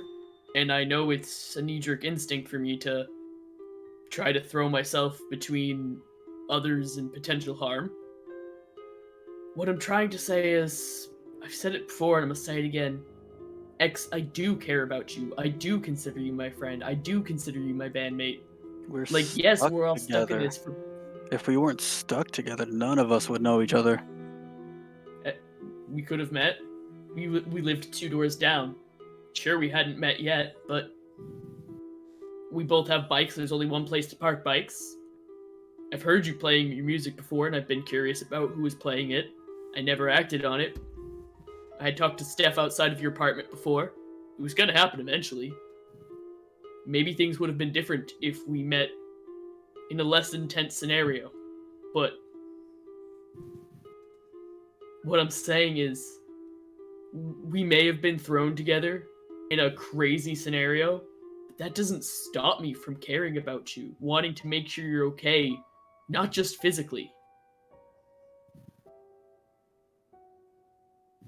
Dude, we've known each other for a month. What? Yeah, You're not gonna throw your life away for some dude that you don't even know. You're not gonna care for someone enough to do that for some dude that you barely knew a month. No one does that. just because you don't. Just No because one that's does. not what's in That's your why I don't heart. talk to people. I am doing everything in my heart to get food, to get clothes. I'm putting my image on the line to help people. That's the kind of guy I am. People aren't like that. That's why I don't talk to people. I've been trying to put myself in the line to help people too. How can you not see that we're the same in so many different ways? How can you not see that I want to help too? We may disagree on a lot of things, X. But in the end, we have the same goal. We have the same wants. We have the same drive. When I see you do it, it's out of anger. It's fuck this planet, let's help their planet. Fuck these people. Why should I help them? Let's help these people instead. That is certainly a crazy assumption. Like, yes, I have said some things in anger, but I'd like to believe that my actions stand louder than words when it comes to going out of my way to help everyone I can in any situation.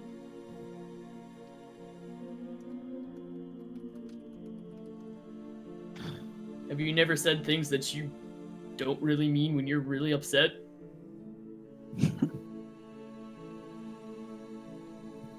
I've never had someone to say it to.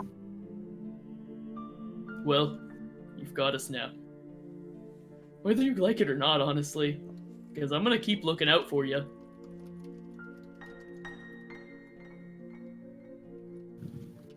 I'm gonna keep looking out for you. He looks over at Echo, who's just experiencing this conversation as we're all walking together. Yeah. It's like 2 days in, and she's like, oh, okay.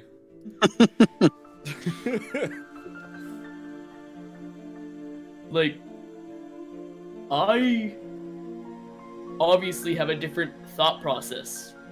I have set, I believe we talked about it very early on, sitting in a freaking hotel breakfast bar area where I said, I give everybody the same amount of respect from day one. And if you earn more, you earn more. If you prove to me you don't deserve that respect, you lose some. I inherently care about everyone I meet upon meeting them. Because some people don't have anyone, and they deserve to have somebody care about them, whether they know them or not. Okay, how about this? I choose to believe that. If you choose to believe that I don't give anyone any respect when I meet them, That's fine. you have to earn that shit. And we've known each other for a month. And I what can I talk to do? you now. I talk to you now because of what you do. And I appreciate it. You told me you're under the bus. You lose that. I didn't do anything. I just didn't know how. Like I said, I didn't want to start a fight. I didn't know what to do because I feel like that's all I do is I cause issues. Even when I keep my mouth shut, I cause issues. I said things. Tal said things. You said a thing. I don't know. She's focused. I don't know if she's just like jealous because there's somebody getting out more attention or like. I don't know. I don't understand. All I understand is that I didn't want to make things worse, so I tried to sit quietly. And when she couldn't find the words, I tried to explain what she said while we were walking. And I'm sorry I didn't stand up for you. I just didn't know what to do. Because I didn't want to upset her, and I didn't want to upset you.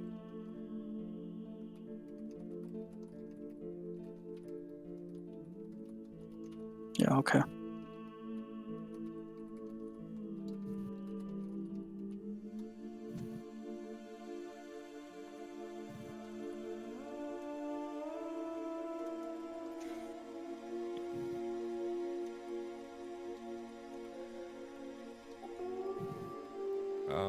What are Tal and Sophie doing after their talk?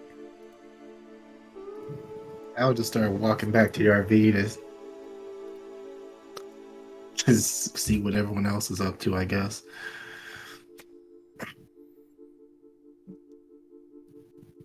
Yeah. Okay. So yeah, Tal, Sophie would. Sorry, go ahead. No, I was just gonna say Sophie would also follow Tal towards the RV, but probably stay outside. So Tal, as you walk on the RV, you catch like the tail end of the conversation. You basically see like X like, yeah, whatever.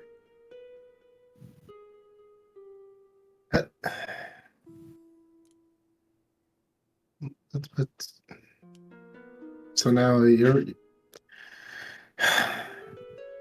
Thought we were making progress and getting everybody to work together. Guess not.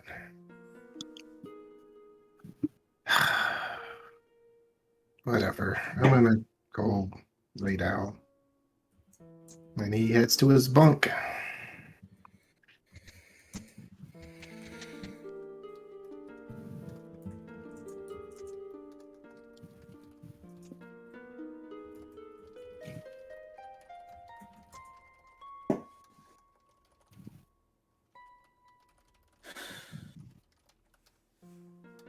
And Sophie's staying outside. For a little while. If she's not in there within 2 minutes, he's gonna walk out and go to see if she's okay. You good? Yeah.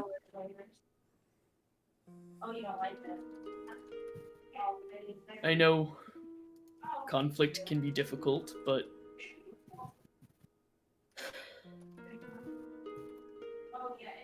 we're all living in very tight quarters, and sometimes tense situations arrive, and it's hard to direct it all.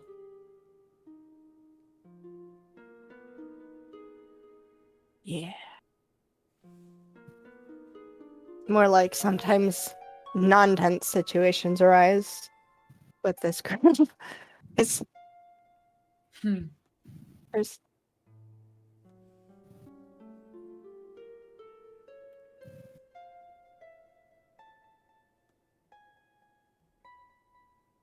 what time is it now?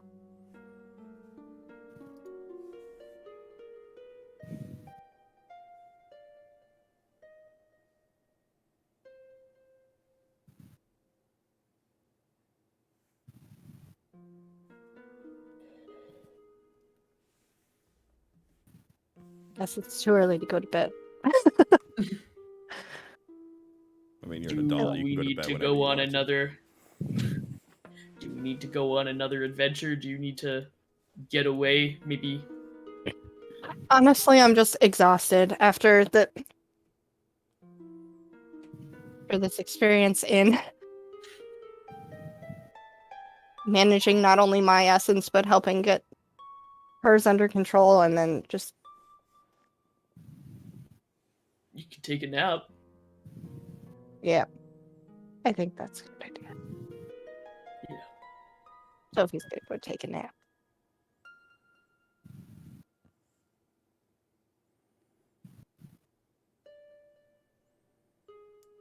What's Felix doing?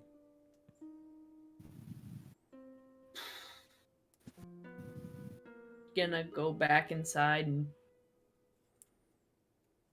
see if Tal and Echo wanna play some baseball.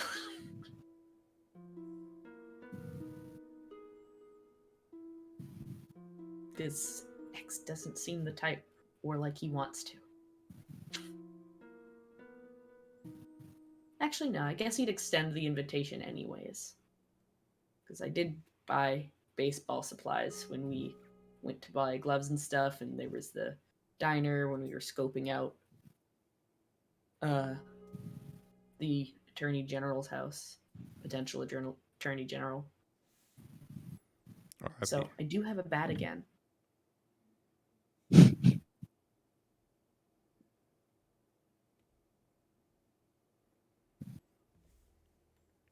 So, what's X doing?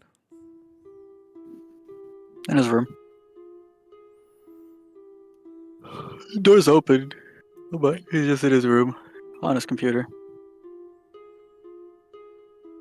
By the time you go back in there, Felix, like everybody's in their bunks.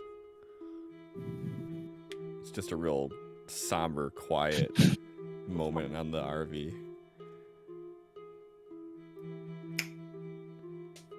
He's just gonna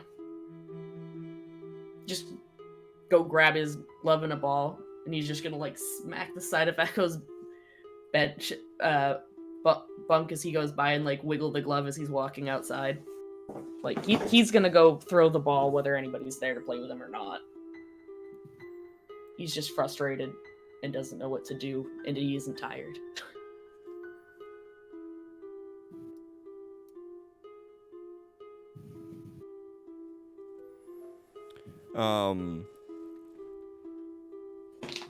Yeah, she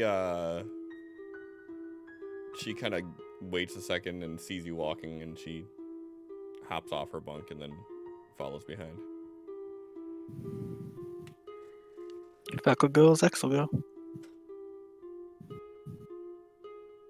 Sit like at the side of the RV and just on his computer as they're off. So Sophie and Tal, you see Felix walk off, and then Echo walk off, and then X walk off.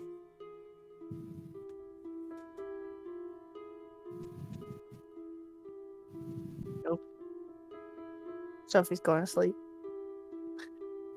Yeah, fuck it. X will close the computer and join them. Hey, playing catch, nice. Tal staying with Sophie.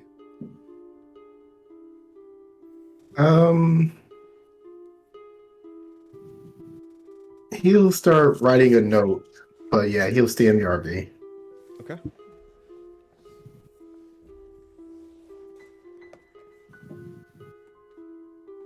All right, so you guys just like walking just back out into like the desert area and just tossing it around a little bit. Yeah.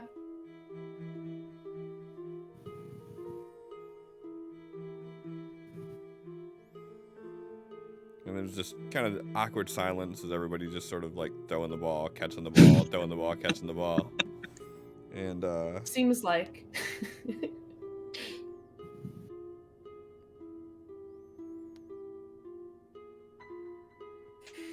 and Echo just kind of looks at you guys like, you guys are kind of a fucked up family, huh? One way to look at it.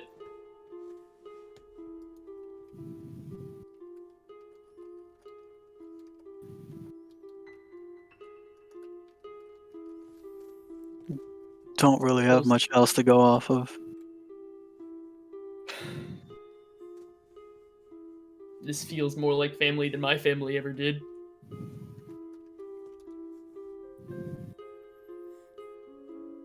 Felix, Yeah. tell me what's fucked you up when you were growing up. All right.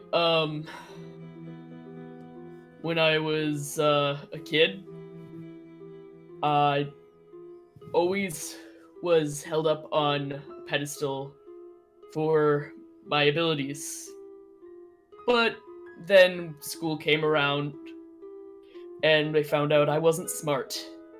And they looked down on me quite a bit more than my sister. And she's the golden child, and they just constantly chastised me and compared me to her and almost pitted us against each other.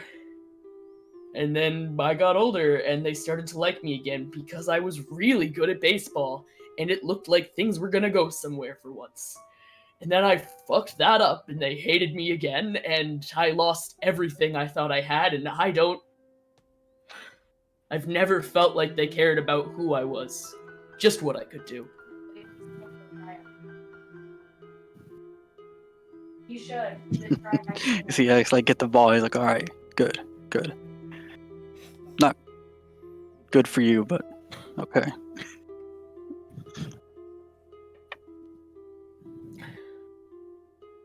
It's hard for me to get a connection with people that never had any struggle growing up.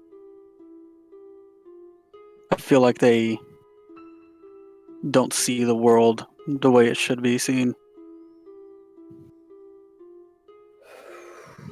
Yeah, I mean, I definitely had a lot more than a lot of people, but just because my family was financially able doesn't mean things didn't suck.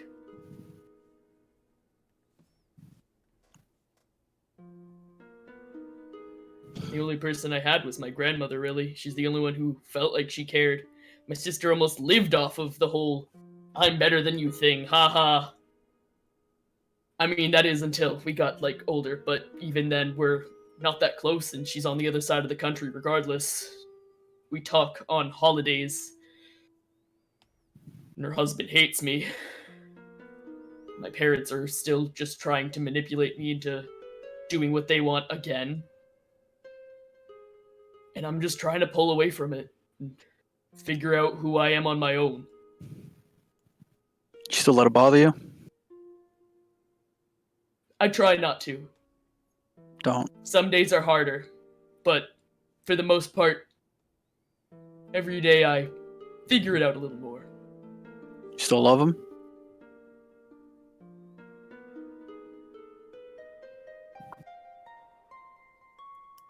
That's a hard question. I love my sister. Just because they're family I doesn't love mean my you have niece. to. I know. I love my niece to death, honestly. She's the person I love the most in the whole world. I gotta say, I hate my mom. My dad, well, he just feels like an acquaintance at this point. It's like we know each other, but there's nothing there.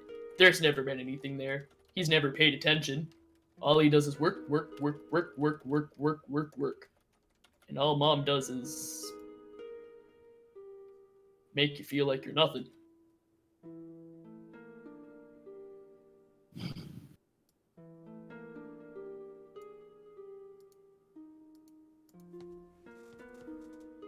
Okay. And I saw your website, so I guess I kind of know what you've gone through.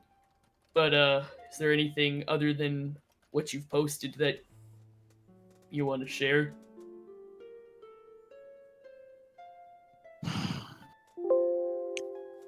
Besides not really having a family and raising myself, no.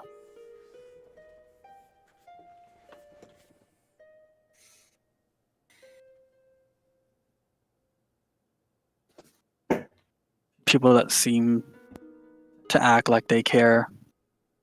Always just using you. Tried making friends a few times in middle school, high school. People just out there to look for themselves.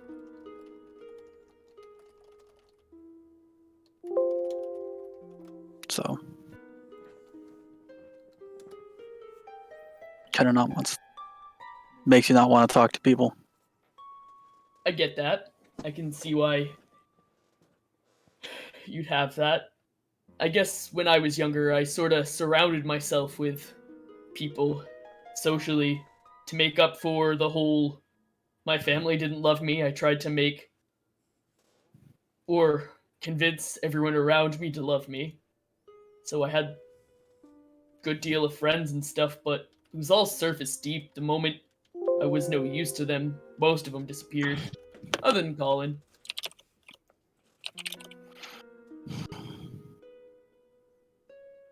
One thing that irritated me when we first met, you were bragging about being popular. Bragging how everyone loved you in high school. Or in school. I didn't feel like I was bragging. Tal asked if I was popular, and I said, yeah, kinda, and then he asked what it was like, and I said it wasn't all it was cracked up to be, and really that was because I felt abandoned. In the end, I'd surrounded myself with people I thought cared, and none of them actually cared. They just ditched me the moment I wasn't the coolest person in the room to talk to.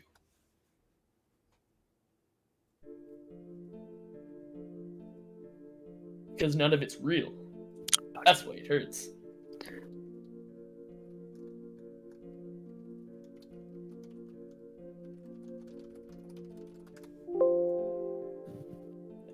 Sorry if it came off like bragging. It's not what it was.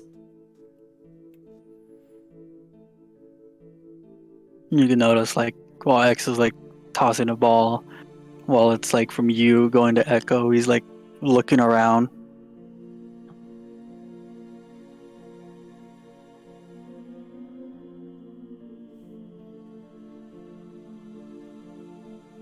He doesn't think anything of it because we're outside, throwing a ball, talking about our pasts. So, Echo, we got a brief glimpse a little bit ago. But what's up with you?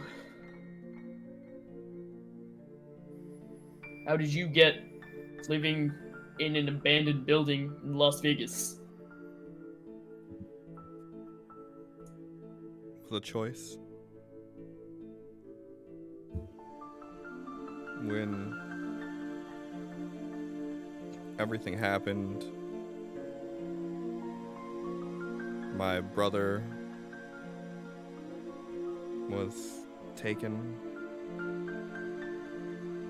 Whatever happened, he just disappeared one day. And that put a lot of stress on my parents. And when my dad got stressed, my dad got angry.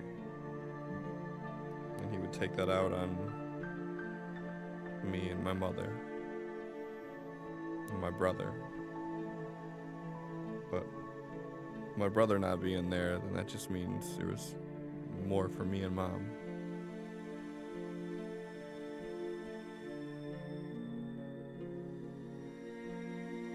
And the day I found out that I had powers was the day that I decided to stand up to my dad.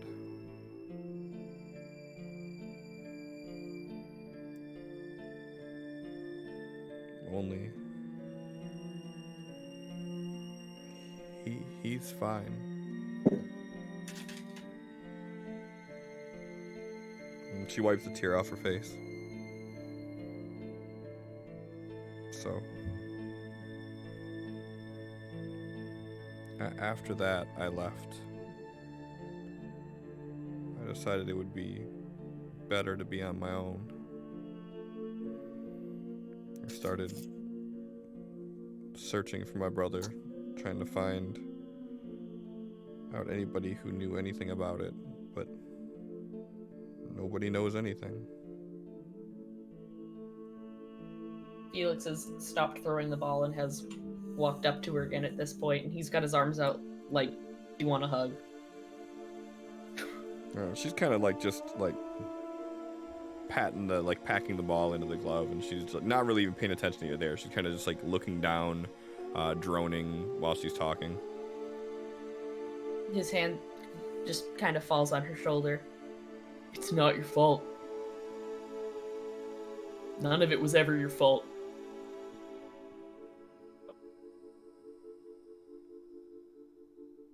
Yeah. Funny thing is, though, I don't feel that way. He never feels that way. And my little brother loved old 80s rock music. And he was obsessed with guitars. So when I seen X walking with that guitar on his back, I wanted to, you know, if I ever found him again, then I'd be able to give that to him, and then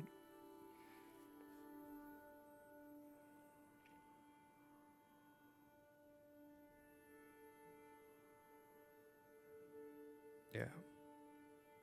So, when did he disappear? Was that right around when When everything everybody else happened? did. Right.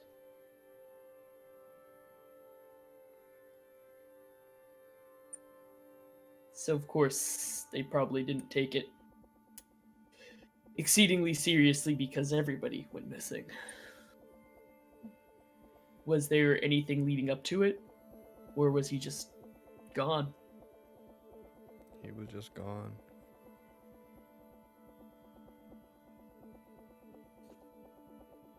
I talked to him the day before.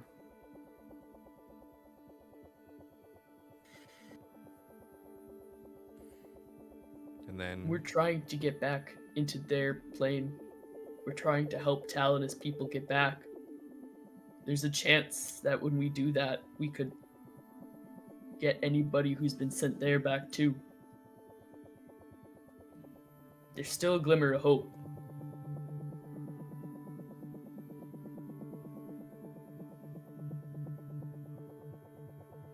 We're going to Yeah. continue to fight for that glimmer.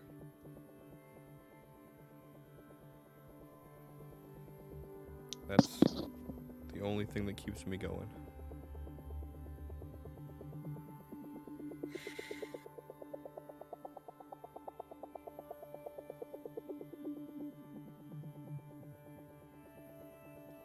Felix just gives her a hug at this point.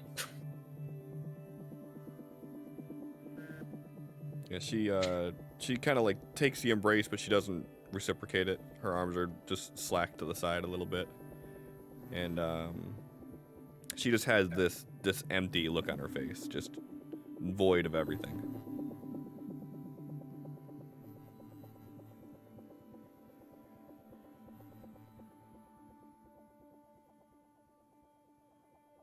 But if you guys are doing something to try to get the others back, then whatever you need me to do to help, just let me know and I'll do it.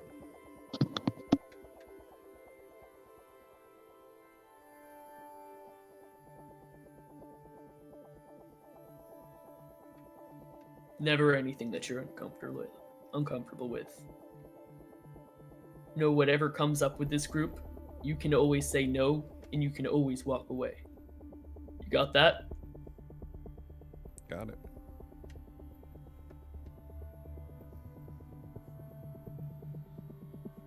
Good. Enough about what us asking you to do something. Is there anything we can do to help you? Like, right now?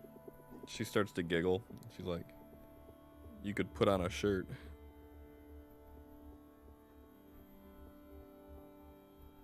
And then she just like kind of punches you in the arm. He just jokingly ruffles her hair and is just like, well, fine. I'll go get a shirt. He goes back into the RV. At least your pants didn't burn off. This time, he just sings song. He says that as he's going inside. Felix, give me a notice roll.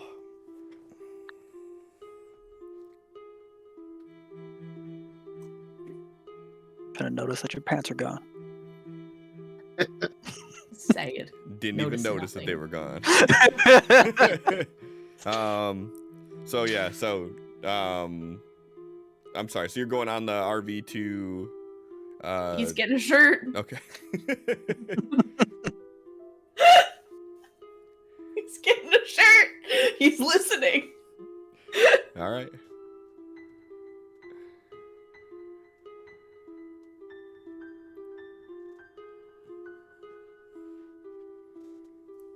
And Echo's kind of just standing there, and she's looking at X.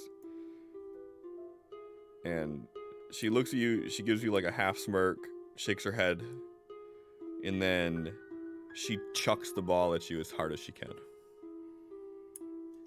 Well, let me see if I can actually catch this shit. Oh! Max is like, grab you like, shit. She said, I almost went all state. God, yeah. These gloves don't protect you for shit. She Bring that up to Felix, is that why? She looks down, she like looks you up and down, and she goes, at least it wasn't a cup shot. God. I make you mad or something? She's like, for one, you don't have to protect me. You don't have to pull me away from situations. I'm a big girl. I can handle it. I know. For two, these are your people. Whether you like it or not, these are your people.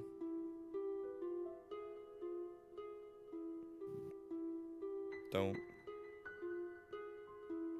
throw that away over dumb shit.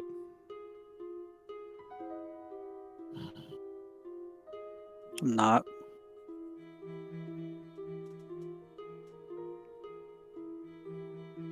Fuck them though. He like throws the belt back.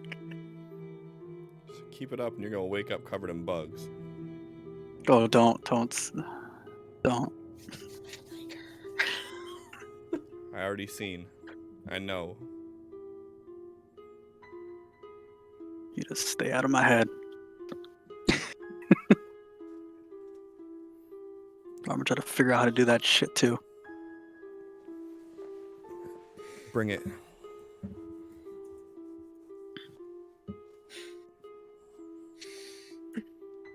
Just like Felix said, he chooses to protect people he cares about.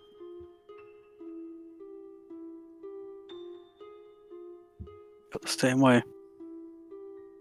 Oh, good. Then we're all in agreement here. Now, go in there and talk to Sophie.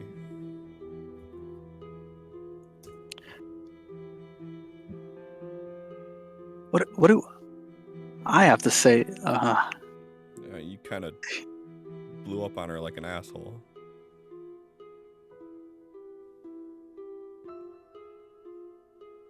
All those things, they might have all been valid and true, but keeping that inside and then blowing up like that, well, you might actually blow up one day.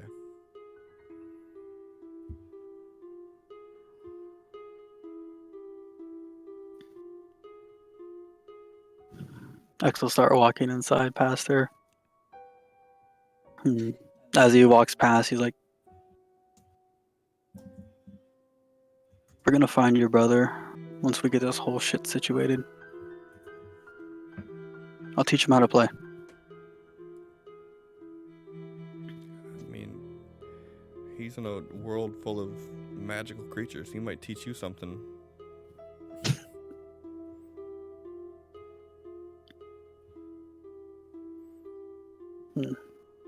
X will go inside. She's going in with you. What is Felix doing this whole time? Trying to find the right shirt. Not that well, one, no. well, after Felix put on a shirt, he was gonna like just sit down beside Tal, who was writing a note, and I believe you said, and just see how he's doing. So you go to sit down and you notice an empty bed with a note in it. I pick up that note. And What do she say? It says, I need to take care of responsibilities. I wanted my family with me, but you all seem to push each other away the more that I want you all to come together. I've learned everything I need to know from you all, and I'll be fine. I'll see you when I'm finished. Tal.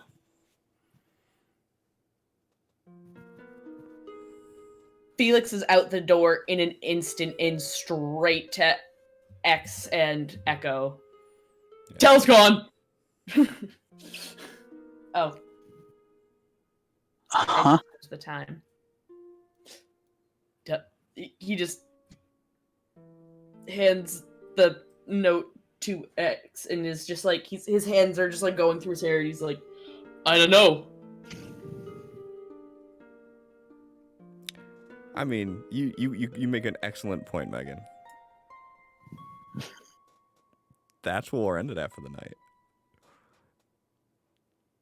Oh no! Why? I didn't actually intend it to, but that's a damn good ending if I ever seen It one. is! I'd watch the next episode if I seen this happen, so I mean... Oh. as soon as Don't I be said I ran outside, I looked at the time and I was like, he was probably making that the cliffhanger, and I just did a quick response. No, I had no intention on it being... I didn't even realize it was midnight already. But I'll take it. No, I refuse. Where's Tal? Listen. We're gonna find out next week. On the plus side, at least this isn't next week. And you have to wait 2 weeks to find out what happens. Also, whatever happened next week, you're gonna have to wait 2 weeks to find out what happens. So just think about all those things that are looming in the distance. No. Yo, tonight was a fucking good RP night. It was. I actually made myself cry. I was in the moment. It was great. You did? I really did. Oh man, I didn't even notice. Dang, I'm gonna have to be careful when I rewatch this time. It was good times. So yeah, thanks everybody for hanging out. Thanks for the B42 raid. I don't know if anybody's still chilling from that, but I appreciate y'all. B42 was like the first community that I found when I started streaming, like, I don't know, 3-4 years ago, something like that. Great people. Benda, BENDA 42 is his Twitch channel. He's the owner of it. He's a cool guy. I made a bunch of layout shit for him like 2 years ago, and he still uses it. So yeah, thanks for the raid, guys. And thanks for the follow. I think it's Balconator. I don't know, Balchinator or Balconator. I'm probably butchering that, but the sentiments there. I appreciate you. Fucking Simpacano? How do you pronounce that, Megan? Simpaticos. Simpaticos. Thank you for the 5 gifted subs. That was awesome of you. And you like left before I got a chance to properly thank you. So it's saved here in the end forever for everybody to see. I appreciate it. Do you not know that word, Cliff? No, I do not know that word. But I did know that it didn't say tacos, so don't call me out, fucker. I believe simpaticos is kindness in Spanish.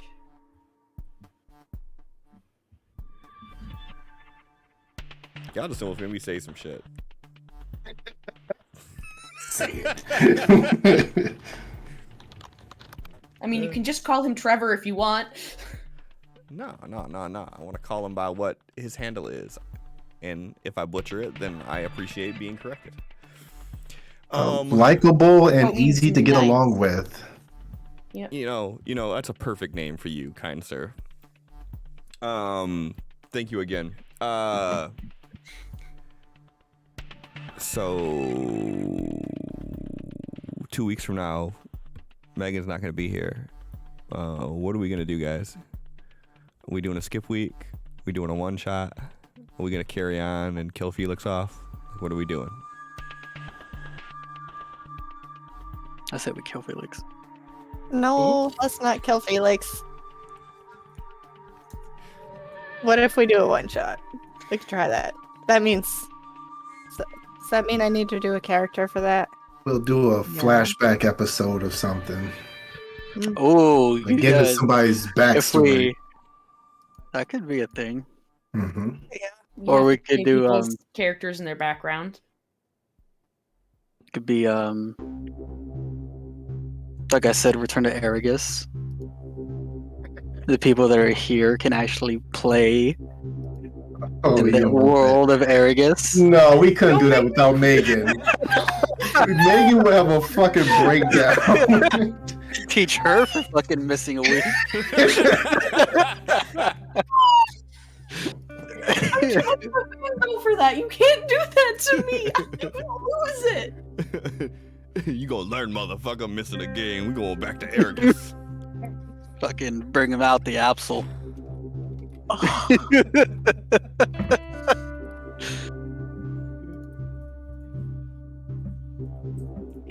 Yeah, you can rewatch later. It'll be fine. Hey. It wasn't me. I was reading Heathcliff's message. Just like you were here the whole time. You're being like old times. Except you have no idea. I'm actually like sitting here on the verge of tears thinking about you guys doing that, and I don't get to be a part of it. Like, no. All right, return to Aragus. I guess it is. We have a winner. Goddamn asshole. I kind of dig the idea of doing like a flashback thing. Yeah.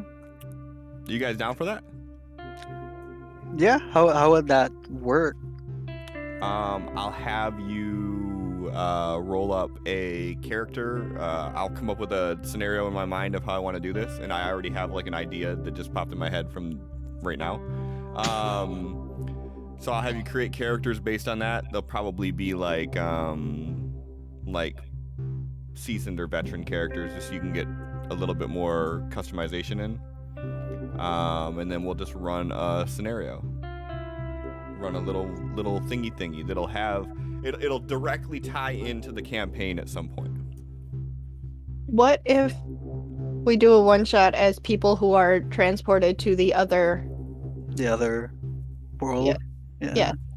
I was thinking That'd that give too. away some of the mystery, though. Yeah. I mean, how much of that world can we experience in one session, though? I'm sure there's lots that we'd. I don't know. It was a thought. Shared the thought. I like it. It's a good thought. Okay. I like it. I think we'll do something like that. If you guys are game, I'll put in an open posting. See if anybody else wants to join. Okay. Make it a big event. But then Heathcliff's gonna play, and I'll miss playing with Heathcliff. Look, Listen, you're gonna miss I'm something, gonna miss goddammit. You can't miss the game. dare and then I make celebrate my speculations about what anniversary? happens. How dare I celebrate my anniversary? Yeah. How dare you do anything on a Thursday other than this? You know Right. better. I'm going to be sweating in the woods, okay? Listen, no, We don't need to know It'll if be you sex very talk, okay? romantic. Right. I don't know how he likes me with that laugh, you know? Same. Fuck you, Sin. I can give you 2 answers. 1,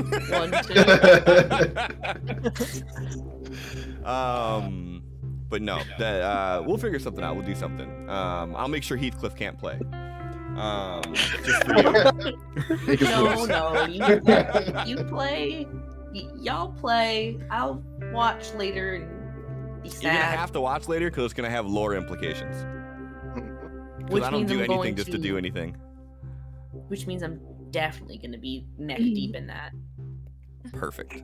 All right, I think we got an idea then. So next week, 8 p.m. episode 22.